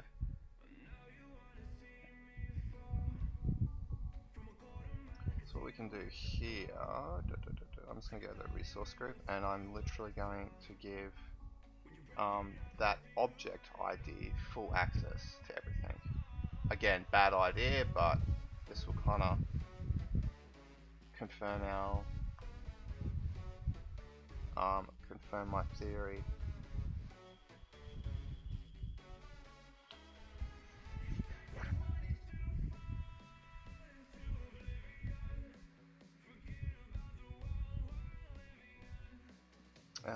User manage.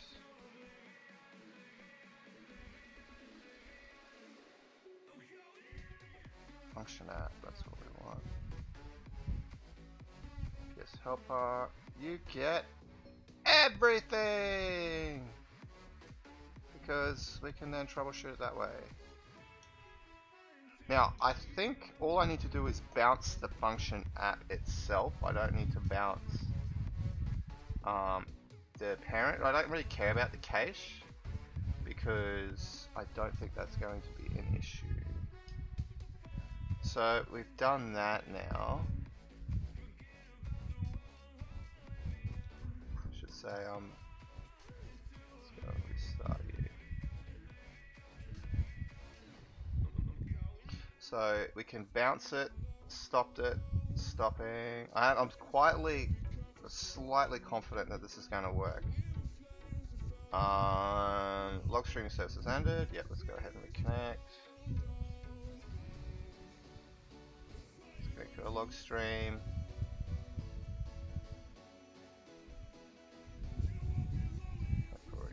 Connected. And then we should be able to just go ahead and resubmit a second one. The configuration is exactly the same, so there shouldn't be any issues with validation or anything like that. The only thing I can think of is no, that should be the same. Okay, so connected. So what we can do is go back to our portal here. Let's just resubmit. Go ahead and refresh here. We should see a testing configuration. That's all fine. We should see an approve. Yep, let's go and give it a number 7. Give it a submit. Back to here.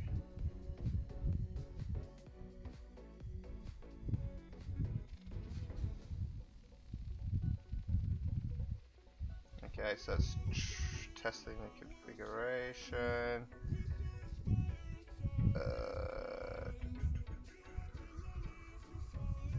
Unless I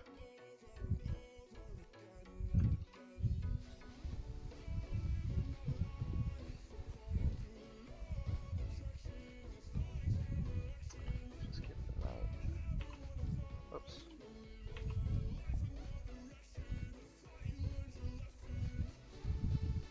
Okay, start runbook.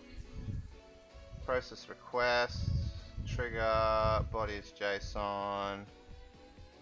Runbook was not found. Add user to role group. That's way better. Way better. So now it looks like it's actually able to go and fetch it. But the runbook's not found. So let's go and have a look at the runbook.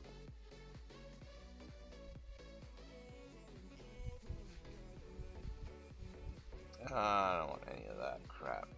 Let's just go have a look at it here. We don't need that, we just need to go back to resource groups. So if we go to Summit, we can go to our Azure Hybrid automation account. Let's go have a look at our runbooks. So it's trying to add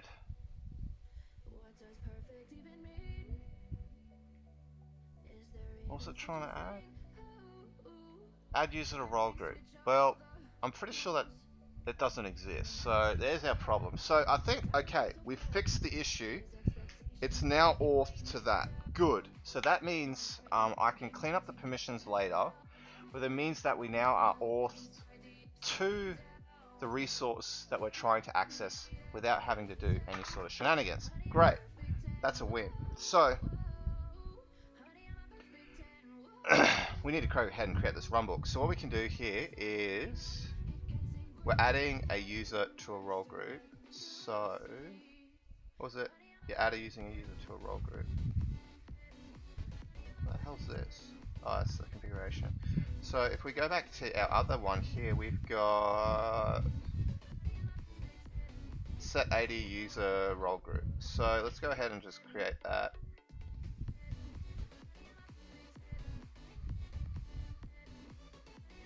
And And we're going to need to change our configuration to actually point to this. Just go ahead and trigger that. Just go and jump back here, copy this, save, publish.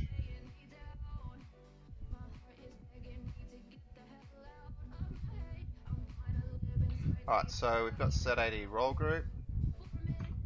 Good to go. So now what we need to do is we've got our configuration there, that's all done. So the next thing we need to do, I'm kind of assuming that it's going to work, but it might not, might, who knows. We need to update our configuration here. So this is our add user to a role group. So it's this one here. So we can just now change the runbook name to be that, and that'll actually associate it to that. That should be good to go. That should be good to go. Now we can go ahead and redeploy. So let's go and redeploy.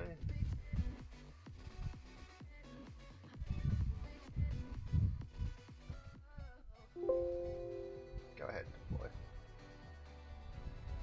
Now we're going to need to bounce the parent because the runbook name has changed, and like the parent function basically caches it. So I need to write a cache refresh thing, but this is literally for a talk, and I don't really care right now.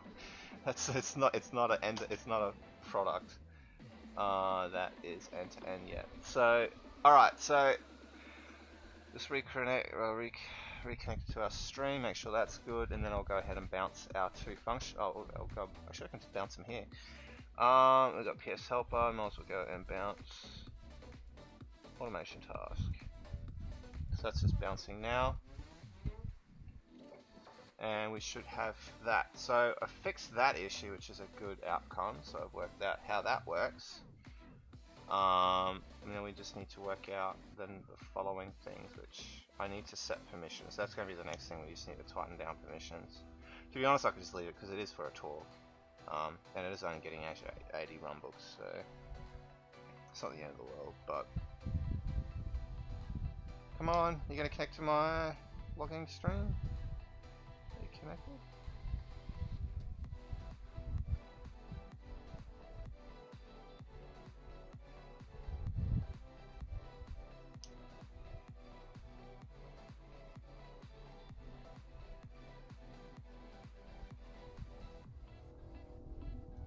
Alright, so what we can do now is we're connected, so let's go ahead and re-trigger.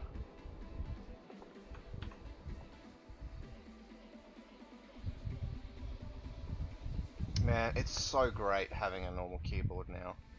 My keyboard broke, so I was stuck with this contraption, and it was very painful dealing with the force refresh in a browser. You have to actually use the on-screen keyboard to actually do it. So while waiting for that, let's go ahead, grab that user, go ahead and run it. Let's go ahead and refresh this.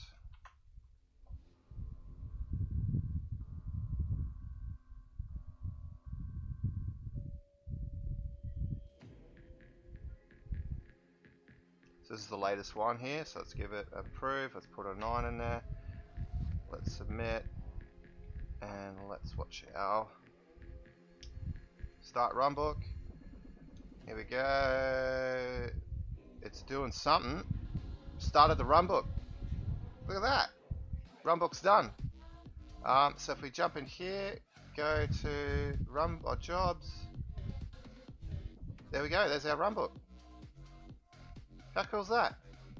So now it's probably going to fail because I don't know what's going to do. So let's go have a look at. So actually it might work. Who knows? Running. So it's running now. Completed. So hypothetically now, I can jump back in here and you can see there's no. I haven't refreshed this. Abby is not part of any role group right now. So if I rerun this, she should be part of a role group. She's not. Any exceptions? Okay, we got exceptions.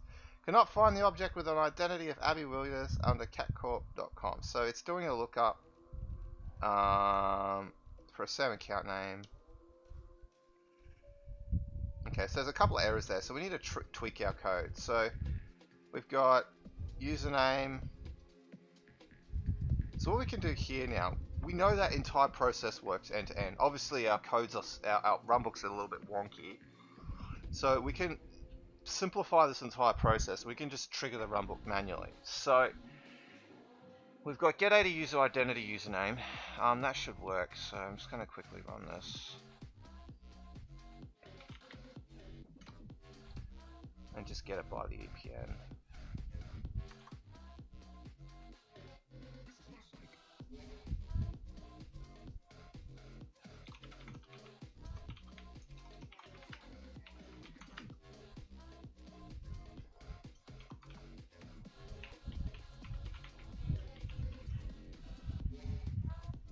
Okay, can't get by UPN.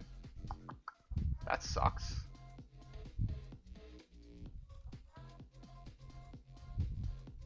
So what we can probably do here to simplify this, because I find that a little frustrating that you can't get an Active Directory user from directly by the UPN. And I honestly think a UPN would be a good thing to get it with. You could use it, like, looks like it's, obviously if I use the same account name, that will work. There you go. But if I use the UPN, that doesn't. So what I think I'm going to do here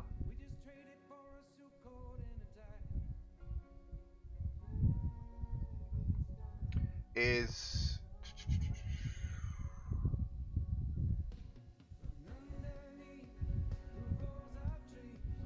I'm going to try this. This is what my idea is, to actually use the filter.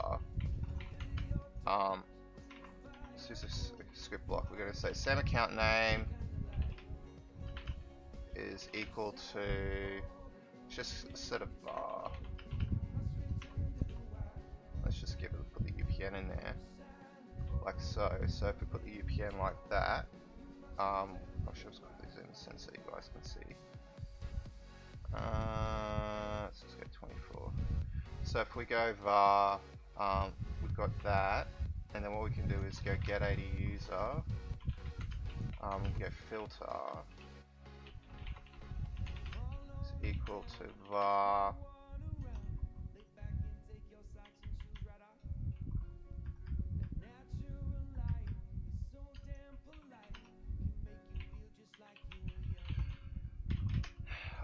user principal name.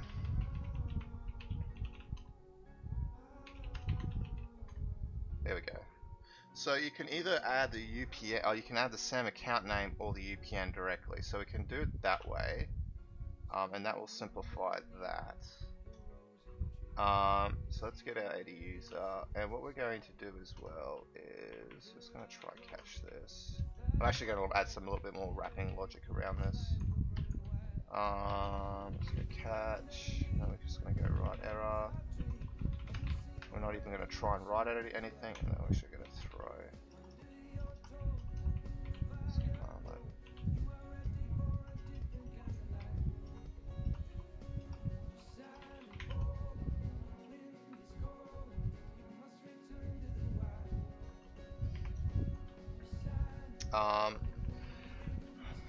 The reason why I'm writing error, because I actually want it to print out onto the error console, which gets caught by the runbook, so we're not having to deal with all this shenanigans. And then we'll just try to catch this bad boy.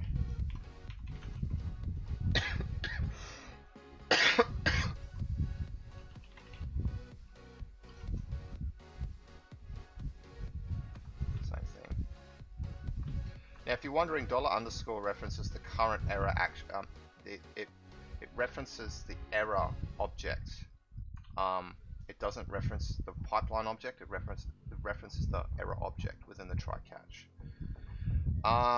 So go var blah blah blah. Let's change that to username.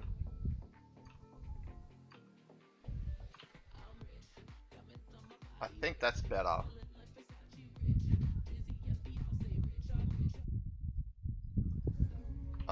go ahead and update that.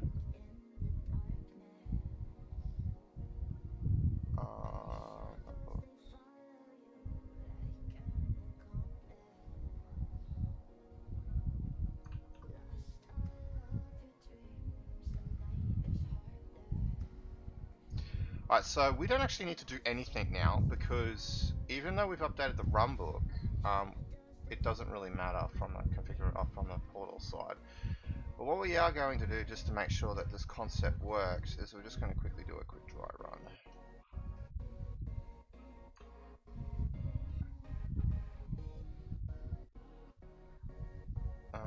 I need a group.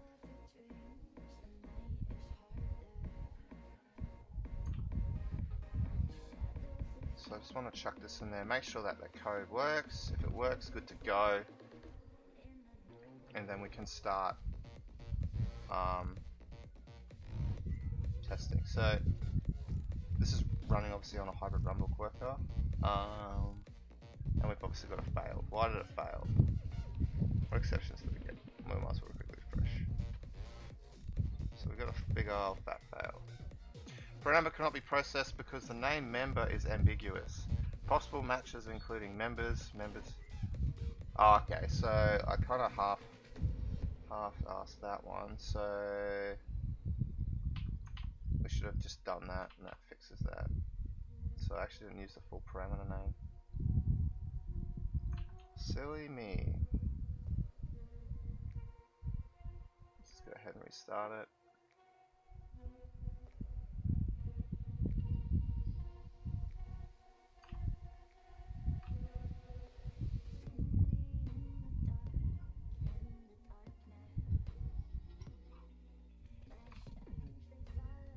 Alright, so I've done that. Let's go and trigger. See what happens.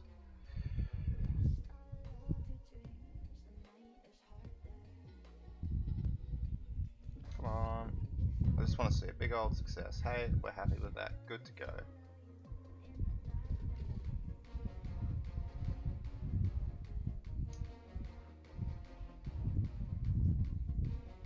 Come on.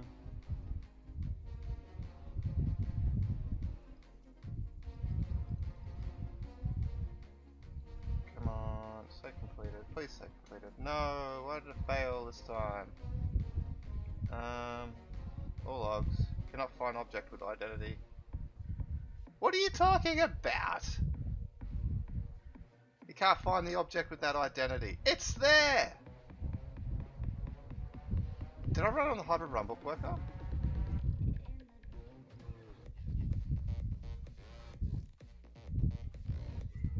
Ran on function automation. Yeah, I did.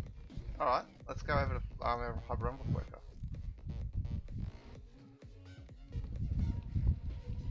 I highly think this is a little.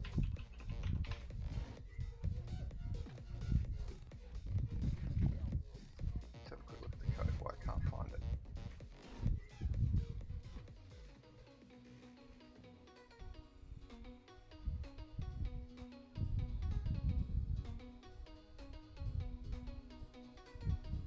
That should work. 100% should work. Can't find it. What a load of baloney. Alright, let's go have a look.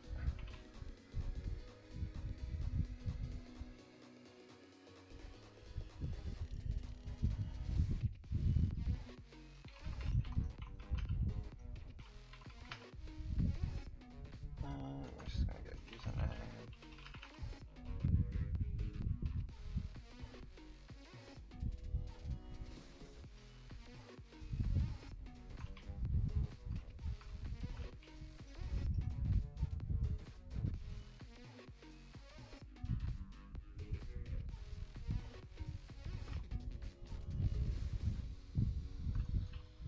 Go ahead and run that. It's the user. It's interesting, isn't it? Why did it fail?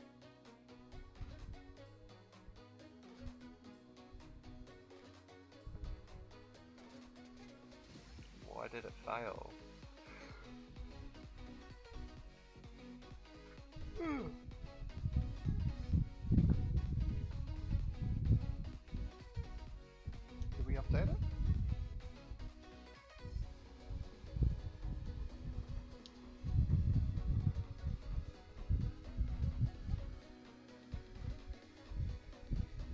That's very interesting. How can I not? I don't, like, it just doesn't make sense. I'm gonna try this.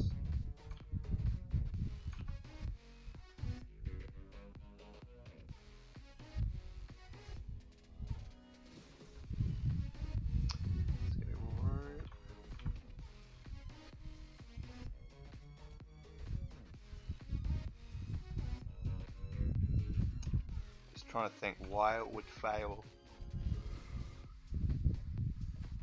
The only thing I can think of is its type. It's having an issue with type conversion. Well, we can test that. We can just copy and paste the entire runbook into Powershell and just run it, and that'll tell us why it's failing. But I don't want to have to go that far yet. I'm just willing to take a punt that it might be just a one-off. No, it's not. So it means that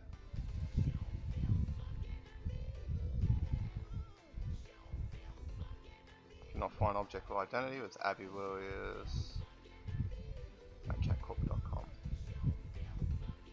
Did I publish it?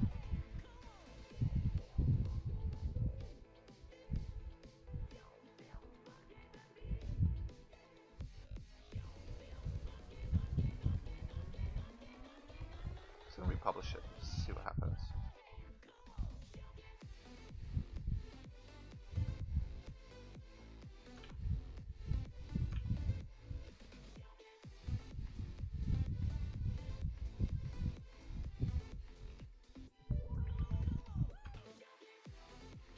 Go ahead and hit OK. See what happens.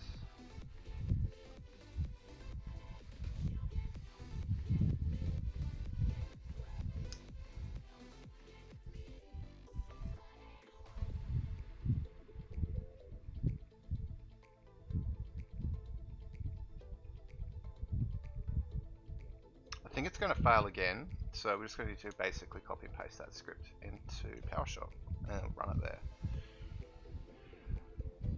I have a sneaking suspicion it's to do with type, and it's not handling it properly for some reason. Yeah, I think it's to do with type. UPN exists.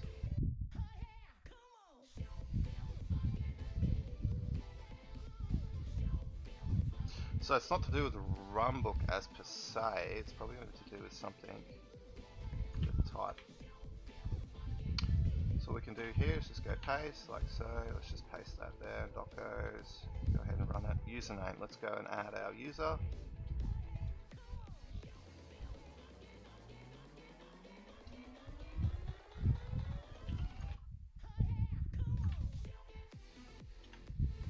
Just gonna quickly get a better copy of that. Make sure I didn't make a mistake. Adding role group.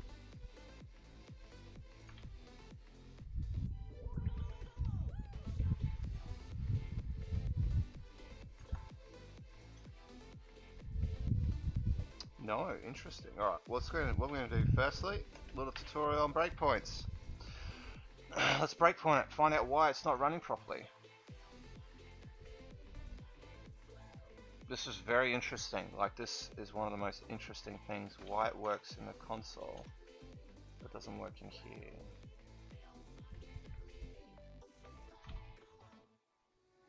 And this is one of the things I love about debugging, is that we can just do this. Just quickly zoom it in for you guys. Okay, so we've stopped here. We know that this doesn't work. We can actually go ahead and run this line without any interference. Well, that's interesting. So you can see that's worked. So if I step over, that's worked. Okay, so it's not to do with line 14, it's to do with this, add AD group member. So why is it doesn't like members? Members probably then wants, let's just do a quick get help on this.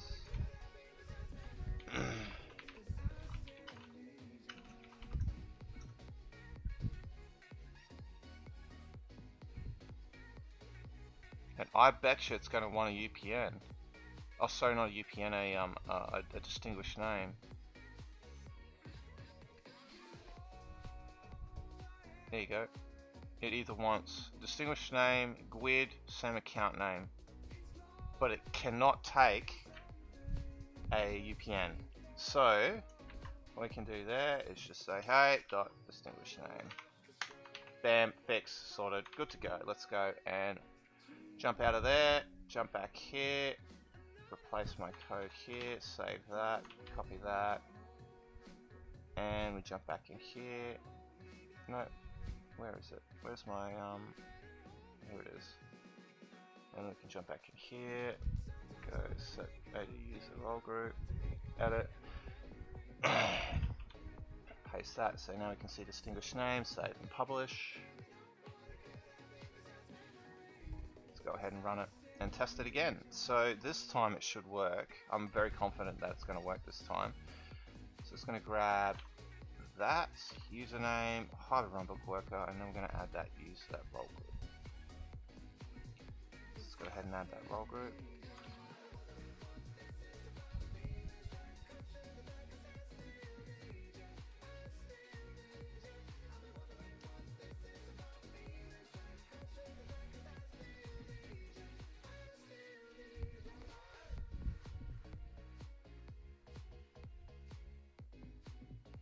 As long as we can see this completed, then we can move on to the next thing, which will be creating a new Active Directory user. Running completed. Alright, did it work? Don't see any errors, don't see any warnings. Let's see what happens.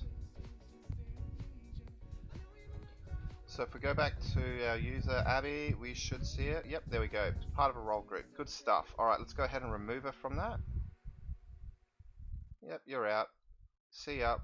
And let's go and actually trigger it from the portal. So just going to add them to the payroll role group. Let's submit our request. Let's go ahead and refresh our page, and we're going to need to approve that request.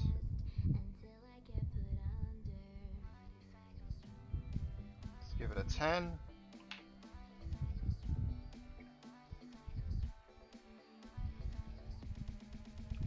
Okay, so that's now approved. If we jump back in here, we should be able to see it starting the runbook. Yep, started that runbook.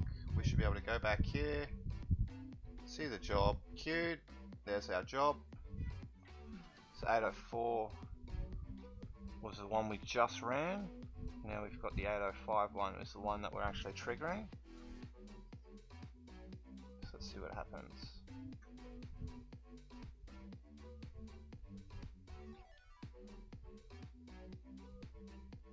Starting, completed. Alright, let's look for some errors. I don't think there'll be any errors. No logs, no errors. Good. Alright, so now we have a look on our domain controller. There she is, payroll role group. Done. Drop the mic. There you go. Automation, through and through. Request, approval, response. Three-tiered. Oh, the three-pronged approach. So, what does that mean? It means everything's working. That's good stuff. So the next thing we need to do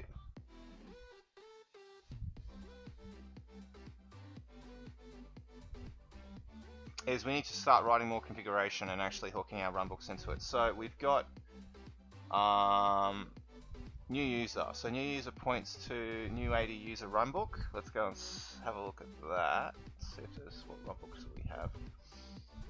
So I think we don't need to focus as much on the on that now. We can actually start focusing on runbooks, which is an excellent outcome.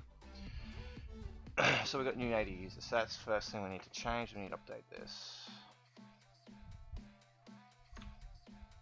And while we're doing that, I'm just going to quickly drag that to the other screen so I can write this up. So creating a new Active Directory user, we need that. What we're expecting is first name, last name, and role group. So that's what we're expecting. Input first name, input last name, input role group. You can select the same kinds of role groups. We need to fix that up as well. So let's go ahead and do that. So we're going to go add user to role group. You can just grab all those values like that and paste like that. So that fixes that issue. So now what we have is our role groups added to this card. So essentially now if I save and we actually re-upload, bounce our services, re-trigger, new AD user should be working. So let's go ahead and do that. So let's go ahead and deploy.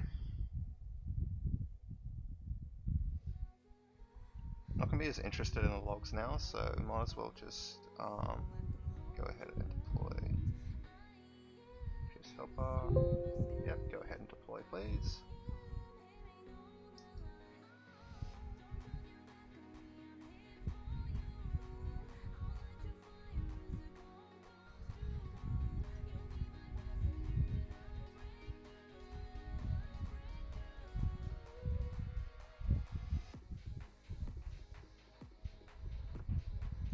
Alright, so deployment PS helper is going to be completed. I'll stream the logs just to be sure, but let's go ahead and bounce the parent.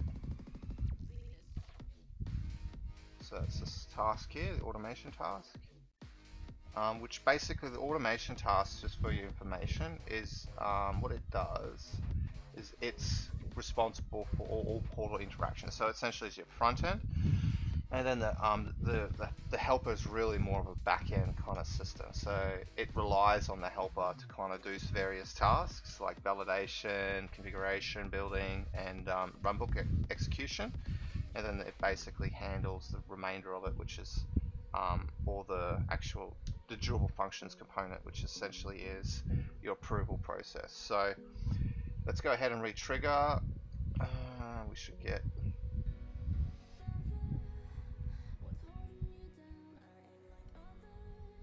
And once we can confirm that we've created a new user, we'll move on to the final piece, and then that is it. I think that would be a complete finished product. It takes a while to load up, especially when it's running cold.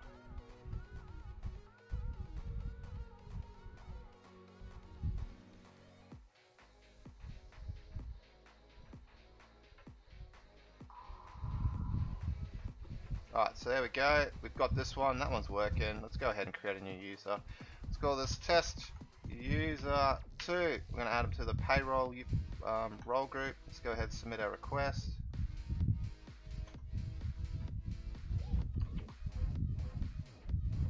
Trigger our team. Let's go ahead and approve that. Let's give them an 11.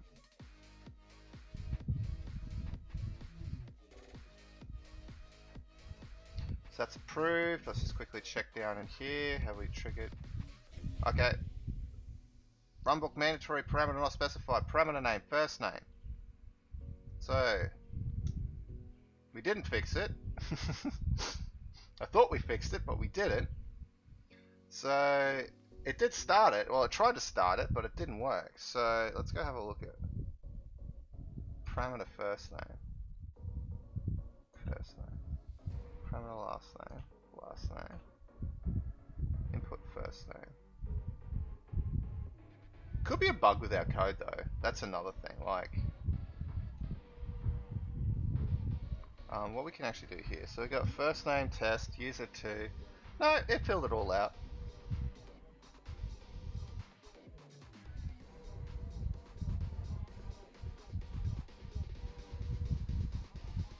Then I had a whinge. Runbook mandatory parameter not specified. Parameter name, first name. Interesting. That should work.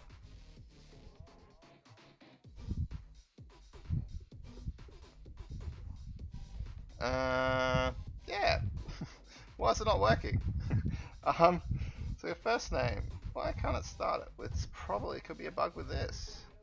With the runbook function.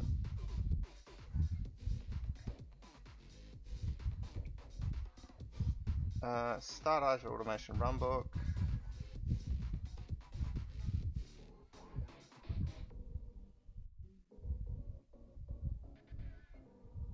Could potentially have not be able to pass those parameters in.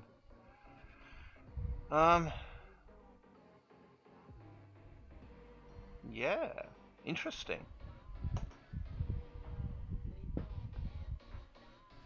That should have worked. But why didn't it? That's the question now. Why didn't it work?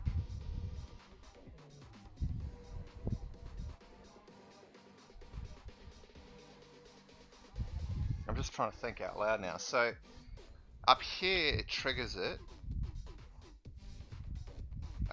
Goes through the shenanigans of working out if it's properly done or if it's half-assed done, because for some reason if I call a function from Visual Studio Code, it doesn't pass it. It just passes the body as a string and doesn't make any sort of JSON conversion. So I have to actually write this in there, which is silly as all hell. It shouldn't need to, but I have to. HTTP body is JSON, so obviously that's what we're looking at here. The parameters, everything passed through, so it's nothing to do with the JavaScript client side. It's nothing to do with the automation task. It's passed it all through correctly. Start the runbook parameters, get name, type hash. Name is not equal to hash table. Only thing is I can think of is it's having some sort of shenanigans here.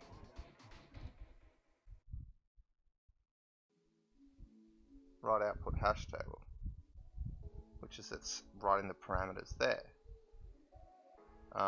Member type node property for each object. So I think what we need to do is I need to know what it's trying to add here.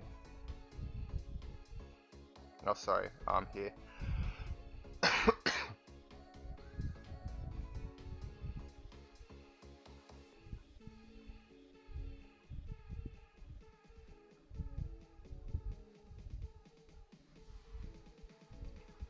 Else start runbook parameters is request body. It's passing it straight through. It's literally passing it straight through. The body that's getting executed here is what it's actually passing through.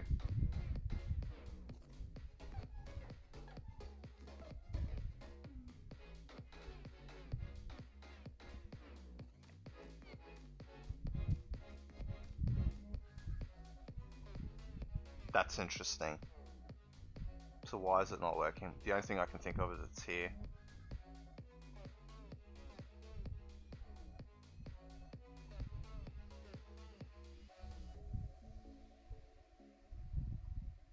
So what I'm going to do is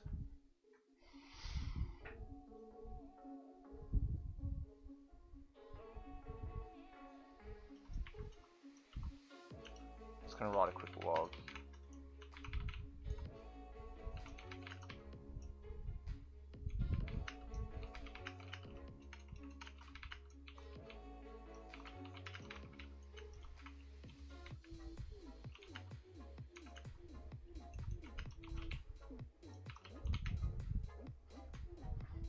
Converting to hash table. So it'll just tell me my execution there. And then what we can do here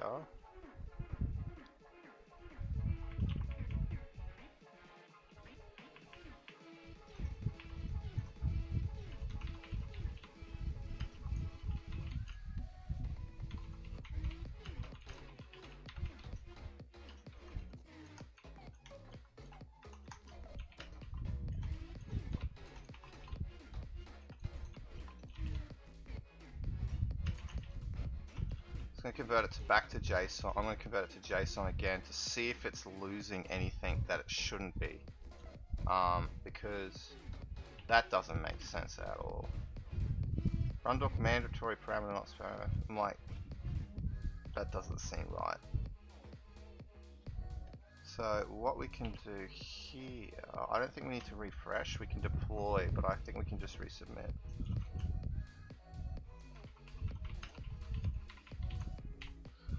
Go ahead and do that. So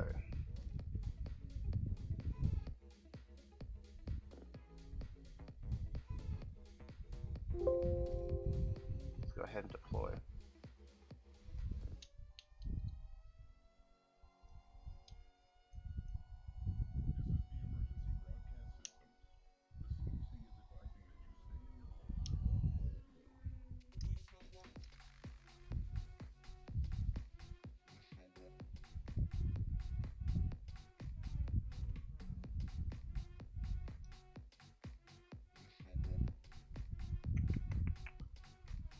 Clean the logs.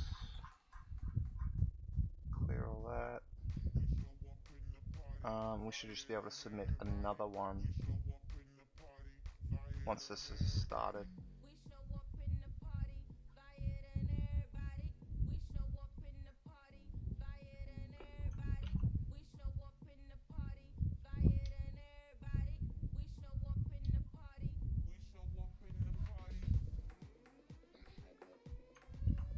A little too aggressive there.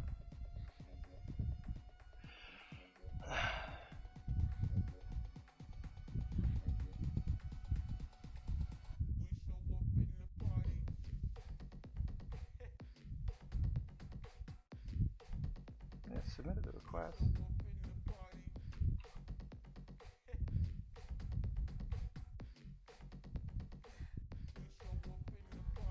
There we go.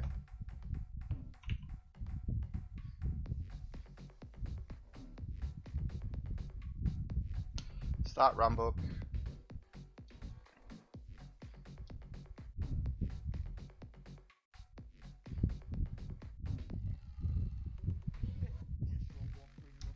So it doesn't look like it's actually triggered it, that specific issue. Host status, PS helper. It's running something. Oh, here we go. Trigger, JSON, here's that. New AD user. No. Information, HTTP body. No, it's fine. Starting runbook with the parameters.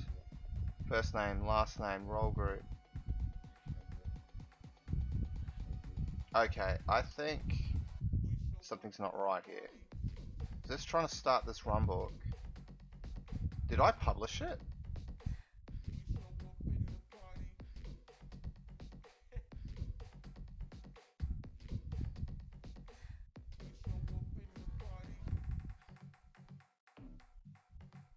So I'm calling new AD user, passing role group, first name, last name.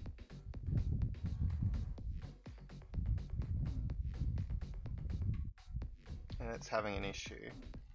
Runbook mandatory parameter not specified parameter name, first name. I just don't think that's the case. I don't think.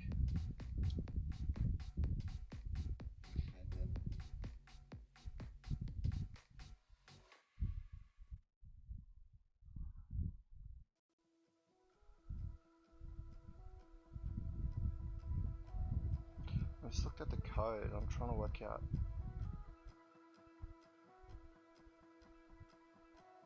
Set AD role group. No, we're looking at new AD user.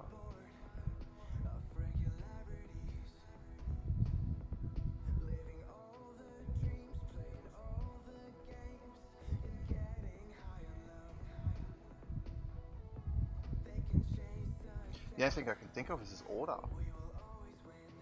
It's expecting the order to be first name, last name, and role group.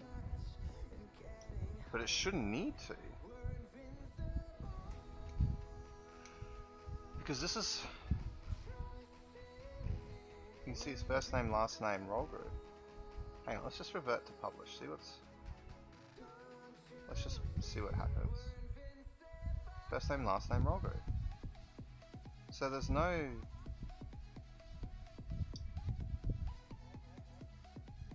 That is weird. So if I trigger this, let's just trigger this.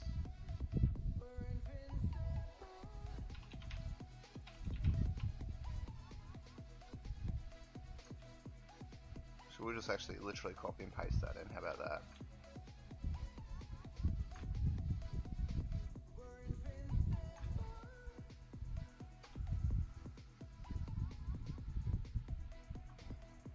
There's nothing wrong with it.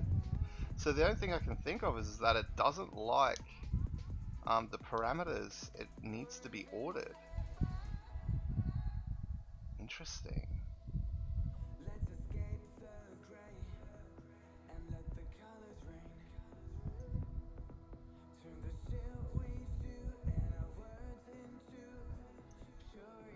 So this is the one thing that's actually very interesting about this, is that how is it handling,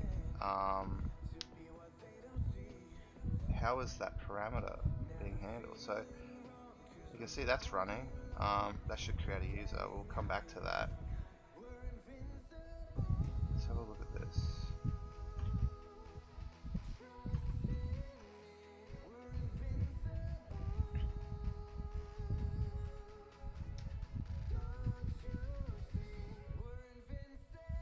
deny dictionary.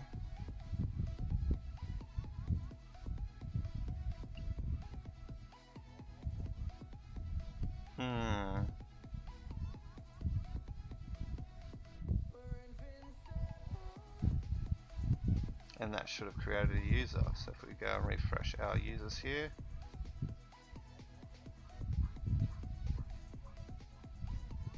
there we go.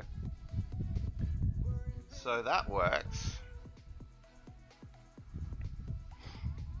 I have a sneaking suspicion it's to do with how it's ordered it. See,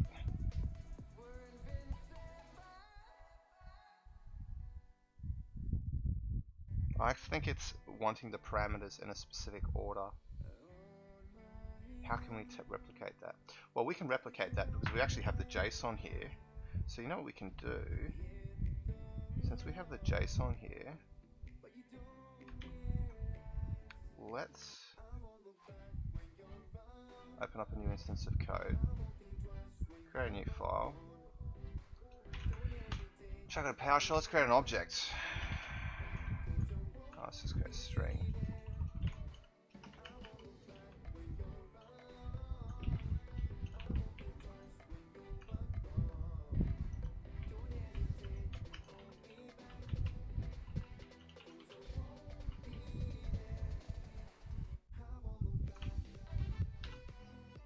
So we've got a string, an object, even though I call it string. Okay. So the way we can test this now is we can actually just go ahead and run this line right here. Just go quickly do this though.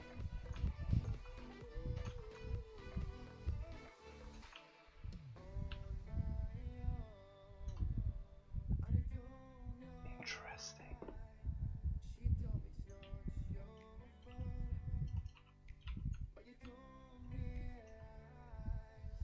What type is that?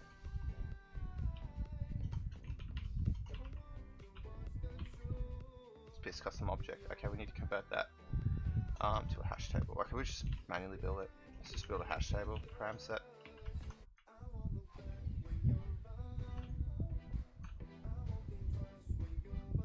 So this is what we will expect. This is what we will expect within the runbook.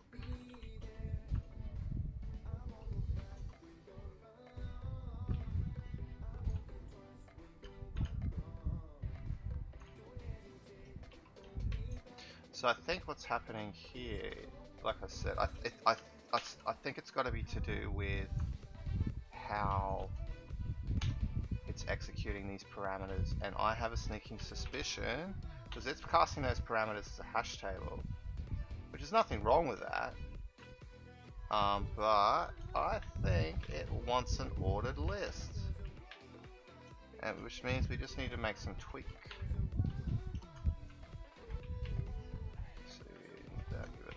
That, and then we're just going to go name is equal to new AD user.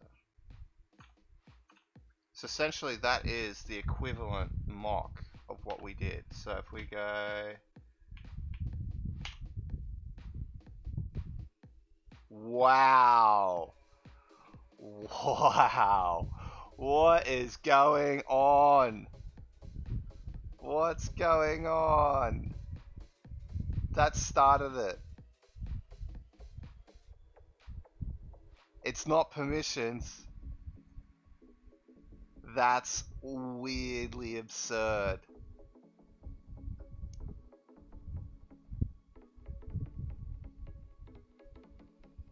The only thing is I can think that maybe it's the wrong type. That's the only thing I can think of is it's the wrong type.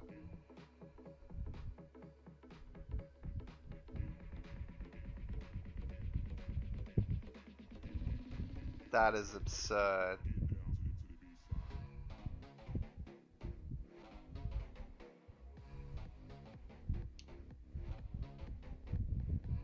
And that should work. If we refresh here, we should see a user. There it is. So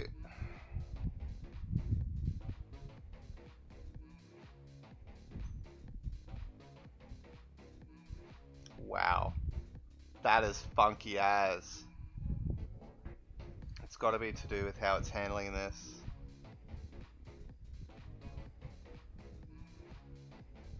But the weird thing is, so if we go back to our code here, so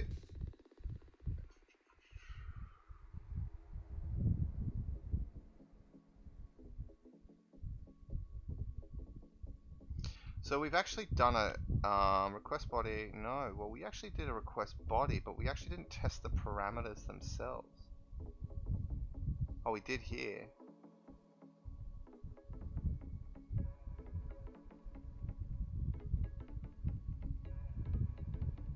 That's fascinating. That really is fascinating, because that shouldn't be the case. That really shouldn't be the case.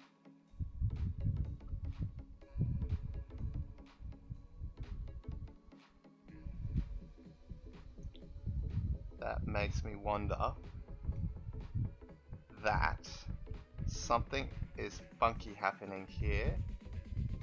But the kind of strange thing is, though, if you look at the logs here, you can see the parameters. Now, admittedly, it's JSON, which sucks. I wish I could actually preserve type, but I think they're the wrong type. That's my guess. They have to be the wrong type, and it's not working properly. So we need to have a look at this. Can we actually, I don't think we can natively convert from a Powershell object to a hash table. So we've got start runbook params. Parameters get type name is not equal to hash table.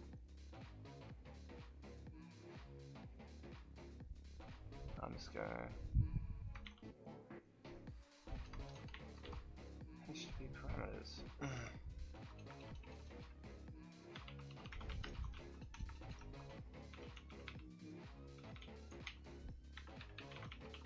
Is not, are not, HTTP is not, yes, that's fine. Runbook parameters are not hash table type, convert to hash table is not. So I think what's happening here, if we're converting to hash table, get member node property for each object begin, that's converting it to a hash table, that's fine.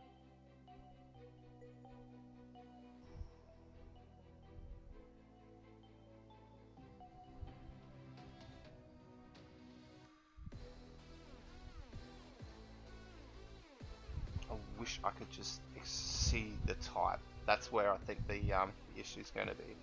Alright, so we're going to just go ahead and deploy this again.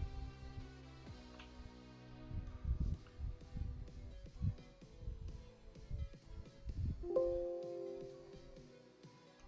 go ahead and clear that. Yeah, that's where I think the issue is going to be. Is it's now type related. Oh, excuse me. Other than that, I have not the faintest, unless it's a PowerShell 6 issue. Because remember, this is PowerShell 7, and I'm running PowerShell 6. So that could be also an issue there, where I actually might need to run up a 6 session and run the exact same code and see what happens. So there might be a versioning issue there as well. Let's go ahead and bounce out. Do we need to bounce? No, we don't. So we can actually go ahead and re-trigger it. Oh, let's make sure we actually don't have a user. Yeah, we don't. Good. Let's go submit. Yep, it's posted. Good to go. Let's refresh you.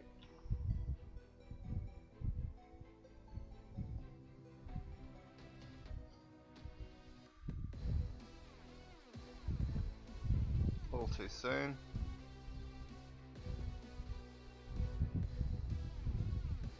There we go. So if we go back down to here, we should see our configuration. configuration. So yeah, we're testing start and runbook. So here's the HTTP body, start runbook, process request, starting runbook, runbook mandatory parameter not specified. It's a hash table type, which leads me to believe it's probably versioning. Good stuff, good stuff.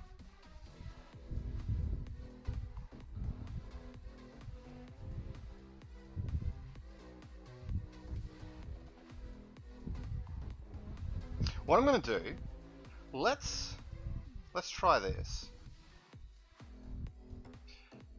Let's go ahead and remove the mandatories. Let's actually just make them false. Let's make them false for the time being. The reason why, I want to actually see what gets passed in, because regardless if it fails or not, if we know that the content that's getting passed in, runbook definition.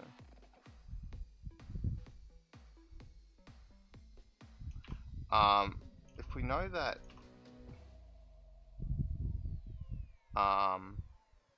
it's passing content in, then that's going to actually tell us, it'll tell us a lot about what it's actually passing in. Is it passing in anything? Is it passing in something? Why is it working for another one when it's not working for this one? All these questions.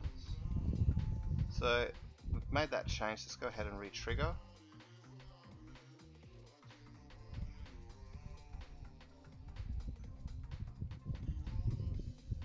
So it's triggered. Let's go and give this a refresh.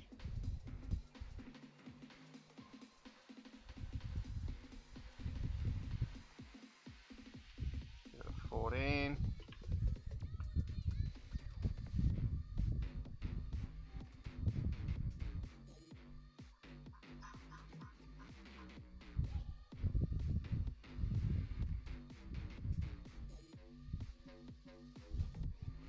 Something that wasn't fast enough, but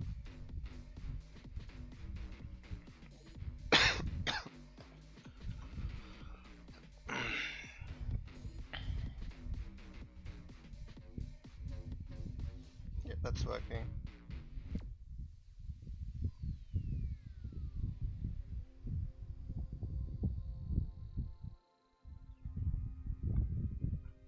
Start runbook failed. Object reference not set to an instance of an object.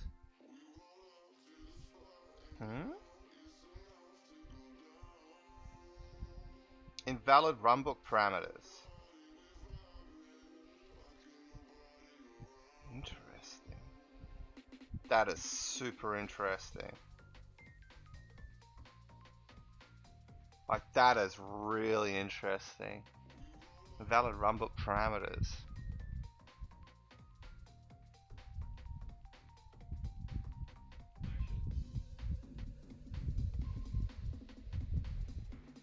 But the parameters are correct. That's the thing. I honestly think this is going to be a version issue. Yeah.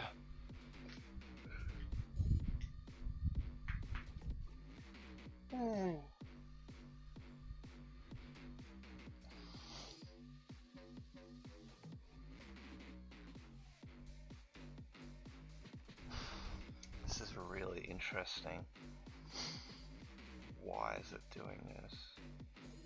But the runbook parameters are correct.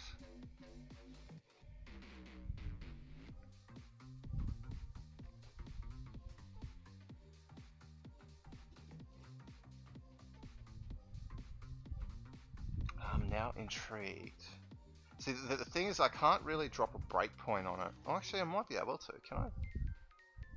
Can I remotely debug it?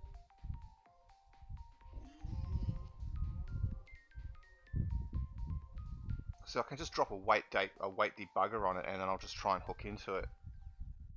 I don't know if I can. Start remote debugging.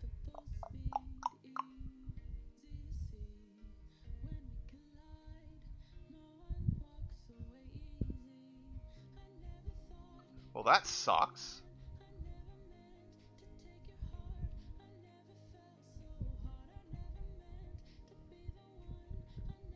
That's so fascinating. I honestly think it's to do with version.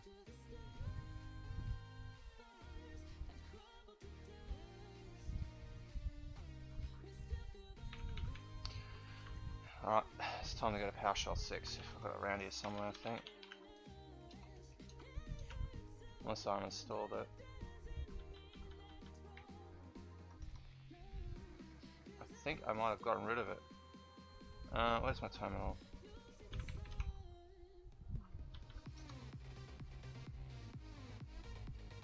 That's running preview 4. Yeah, I'm running.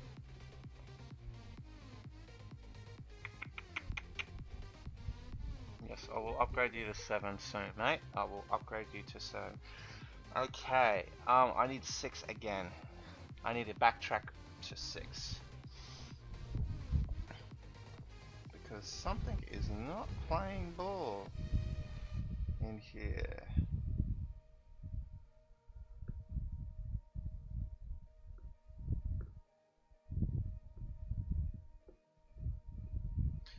Time to go fetch 6.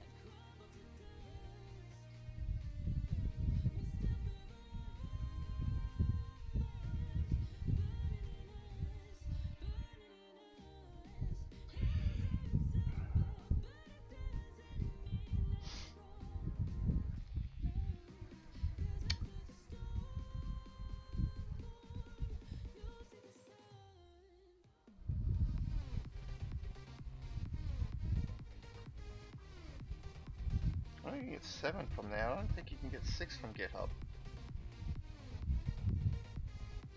Because everything's pushing 7 now. Hey, get 7, go 7. What if the function actually supports it?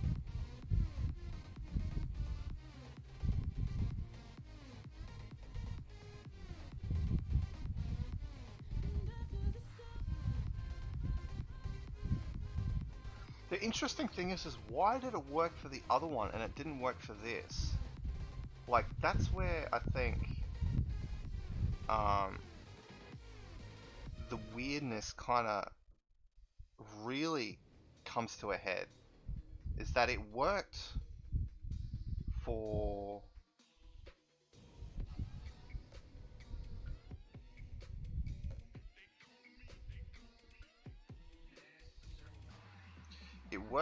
adding to a role group, and that was 2 parameters. This is 3 parameters,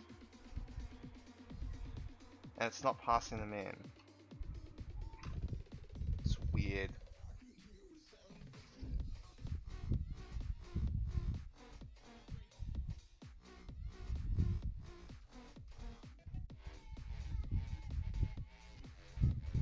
Let's see what features we have here.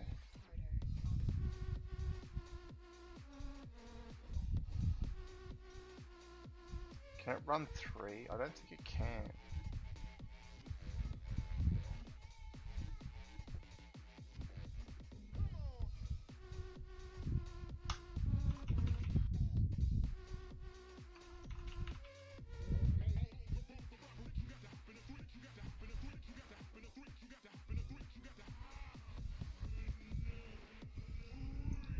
Not that. Oh, properties.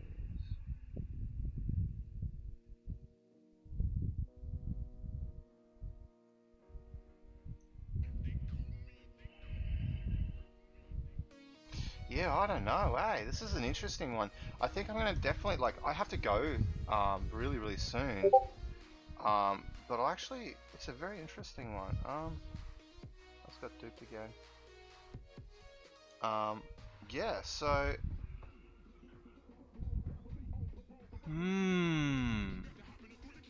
yeah, this is an interesting one. I think I think we'll leave it there for today. It's an interesting conundrum because it works with 2 parameters.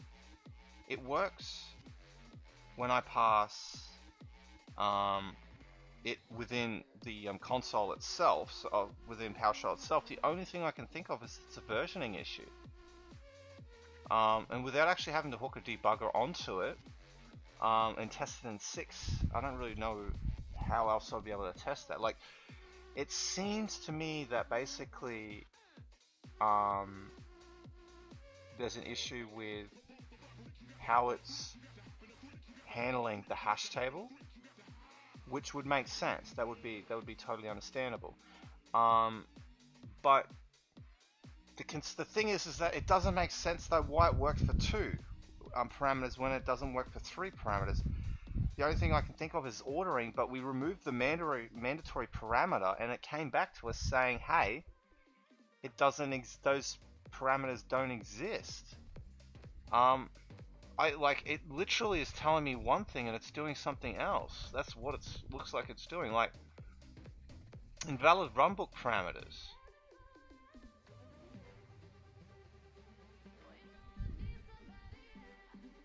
So I'm wondering whether I actually have to fetch it, see if I can get the actual parameter information, and then just match it in so that there's that. Because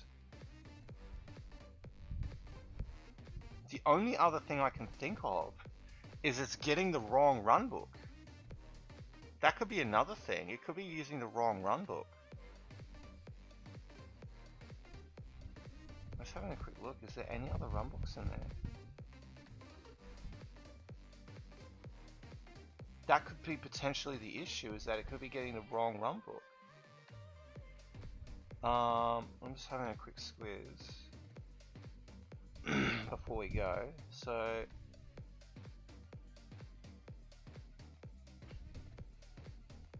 get automation runbook, get params, resource automation request body.name. And then how's it executing it?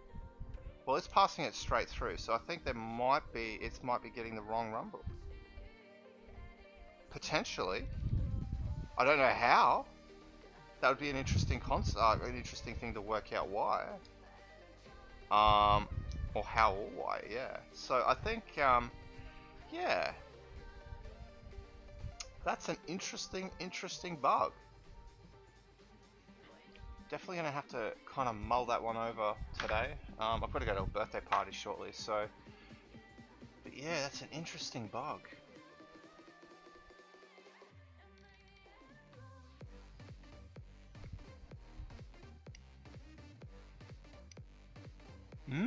Alright, well, I have no idea. Like, honestly, I have no idea. Anyway, guys, thanks for joining me. Hope you guys enjoyed it. We definitely made progress. We basically fixed the permissions issue, so we figured that out.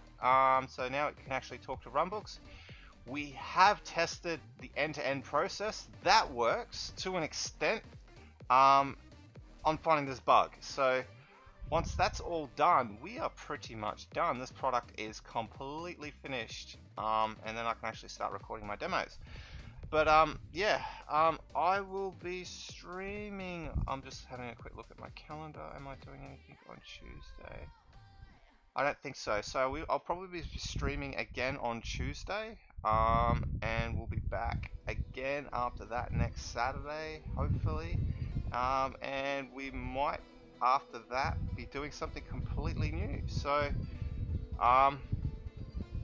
yeah, we'll see how we go.